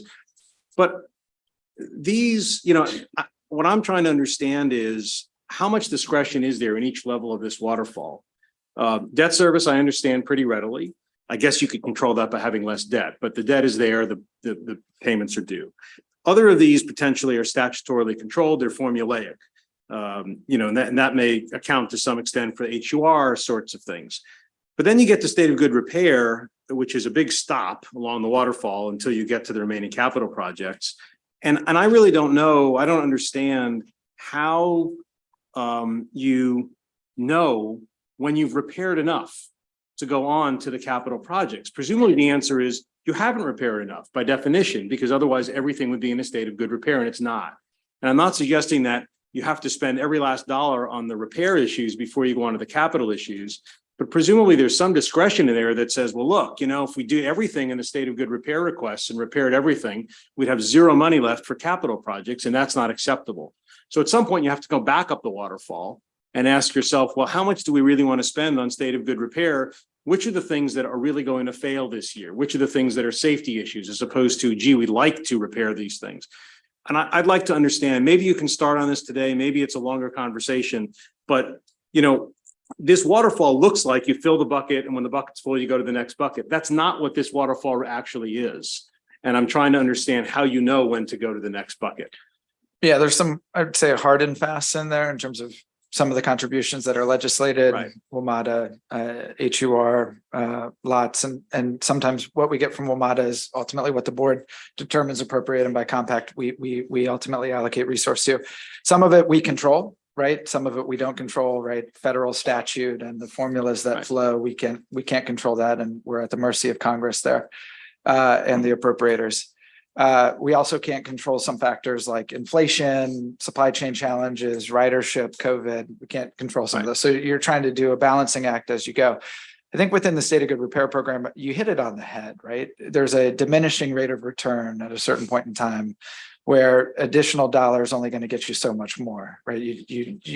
There's going to be some wear and tear that we have to accept. And I think, there's a scientific approach that we can do. I think MDOT is at the early stages of our system preservation, asset management program as a whole across all of the modes. Some modes by federal requirement have been doing it for far longer than others, SHA being one. Others are relatively new from a federal requirement. And so I think we are maturing as we go, and we first need to understand what the universe may look like, and then we need to ultimately pressure test within that, what's the criticality type of investment from a just operational, and then also at a certain point in time, when do you just fix what you have versus recapitalize? So how Administrator Arnold touched on the light rail vehicles. We could continue to try to keep old, out-of-date light rail vehicles in operation, but at a certain point in time, you should replace them.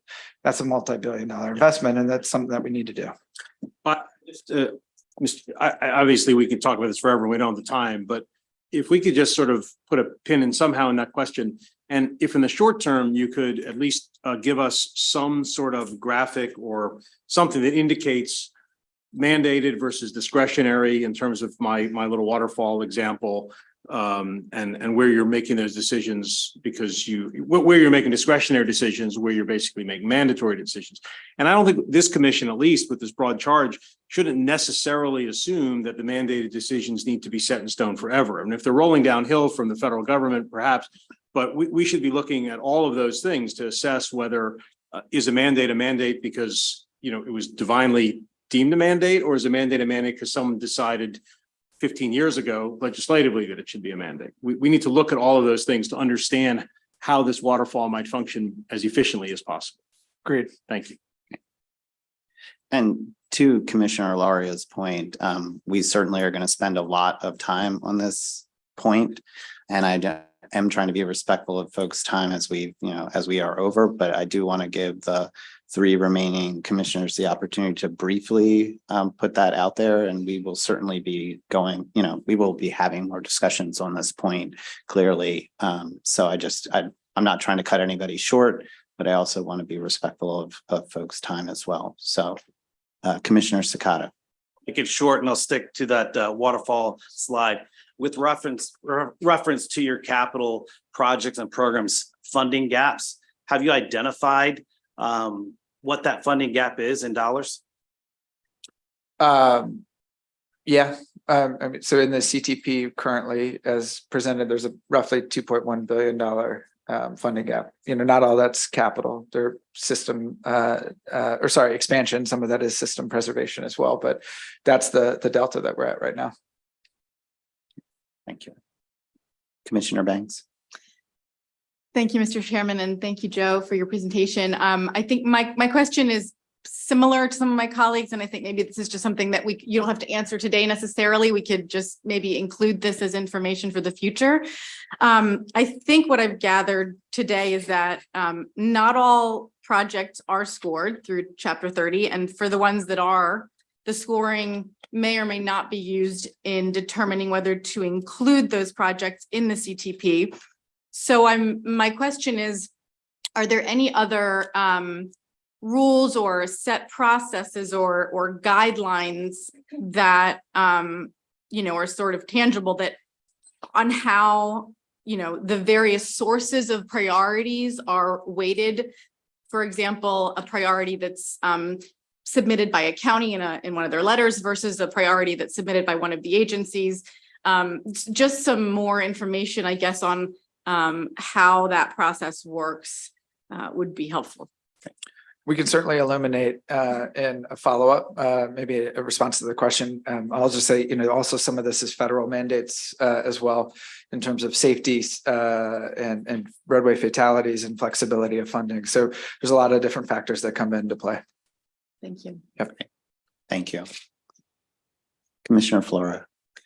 Just a question regarding the weighting. As I'm looking at the goals, and I did look up how they were all weighted, and I realize it's a should. It does look like we have a lot of flexibility on the weighting. It's just simply the goals that are prescribed, but the weighting of how those are in the system. And I'm looking at, for instance, equitable access to transportation is the lowest weighted at 7%, which relates to expected increase in job accessibility for disadvantaged populations within approximately 60-minute commute. And secondly, projected economic impact. So it would seem to low-income communities. So it would seem that the weighting could be revisited, and that's open for discussion. Yeah, I think that, we should, as part of the commission and revisit the entirety of it and see what the right approach may be. I think as we think about the projects that we're prioritizing and the investments that we're making, ideally we have shared goals and we are transparently assessing each of the projects and the dollars that we have, because these are, Maryland state resident taxpayer dollars, right? And so we need to ultimately try to balance, again, many competing needs, many wants against goals, shared goals and outcomes. And I think there's a real approach to do it and probably do it in a way that puts most of the dollars that we have through it and do it in a transparent way so that, to Commissioner Tolkien's wants, it's not wrong. I think we can do that. We can go ahead and release the data in a format that folks can see how things are scored, and we can have a public discussion then on whether the scoring's right, whether the project's right, whether we can change certain aspects of the projects to make it work a little bit better to achieve said goals. But I think right now we just don't have those tools available to us. Well, the spreadsheet, I just want to make sure everyone, for transparency, I just found on MDOT's website, so you can look that up, and we can, it looks like, revisit the weighting. So thank you. Yep. Thank you, Joe. Appreciate that. I believe the secretary would like a moment of our time. Sure. I just wanted, obviously, to thank the commission. But you get a sense of the complexity of the department. We have a very, very, very strong team, as John mentioned, that does a fantastic job. There are, hopefully you did get across that, our focus is on operations, that we do that efficiently, that we do preserve this multi-billion-dollar investment. Again, where's that level is another discussion, but we, as a state, we have a multi-billion-dollar investment that we have to preserve. And that, our number one priority, and it is what keeps us all up at night, is the safety of our employees, our contractors, and our users. That is the number one thing that influences everything we do in terms of decisions we make. I think that the larger message is, and it's come up in different ways, is the importance of this system and the funding of it for the economy of the state, for the environment of the state, and for equity issues that we want to try to address in the state in different ways. That's what I heard come across. And the prioritization process, as you've seen, we have, billions and billions of dollars in number one priorities. So we need to work through a process that we can all get to some agreement towards. It'll never be perfect. And it'll depend upon where you sit, I'm sure, with what comes out of that process. But I think we can take it much further than we've taken it in the past. So I think that's a different discussion. But that will help us lead to what are the revenue levels we need? What are the types of projects that we want to do as a state? So again, thank you for your time and wrestling with these tough things with us, because these are discussions that we are having just about hourly at the department as we try to work through these issues. So thank you. Okay, thank you. And I just wanted to take the opportunity to thank the presenters again today from the modes. Really appreciate, the time and the energy that folks have put into this, conversation, and certainly appreciate the robust participation from the commissioners. I really, you all are, bringing the A game to the conversation, and I appreciate that because that's how we're going to get the best product at the end of the day for the state of Maryland. So I just wanted to take that opportunity. Housekeeping wise, the staff has been so kind as we have an email address that we'll be disseminating for the commission itself so that folks have questions or other things that they want to send in. We will make sure that that is available to folks, and our next meeting will be October 6th at 1 p.m. And with that, we're adjourned. Thank you.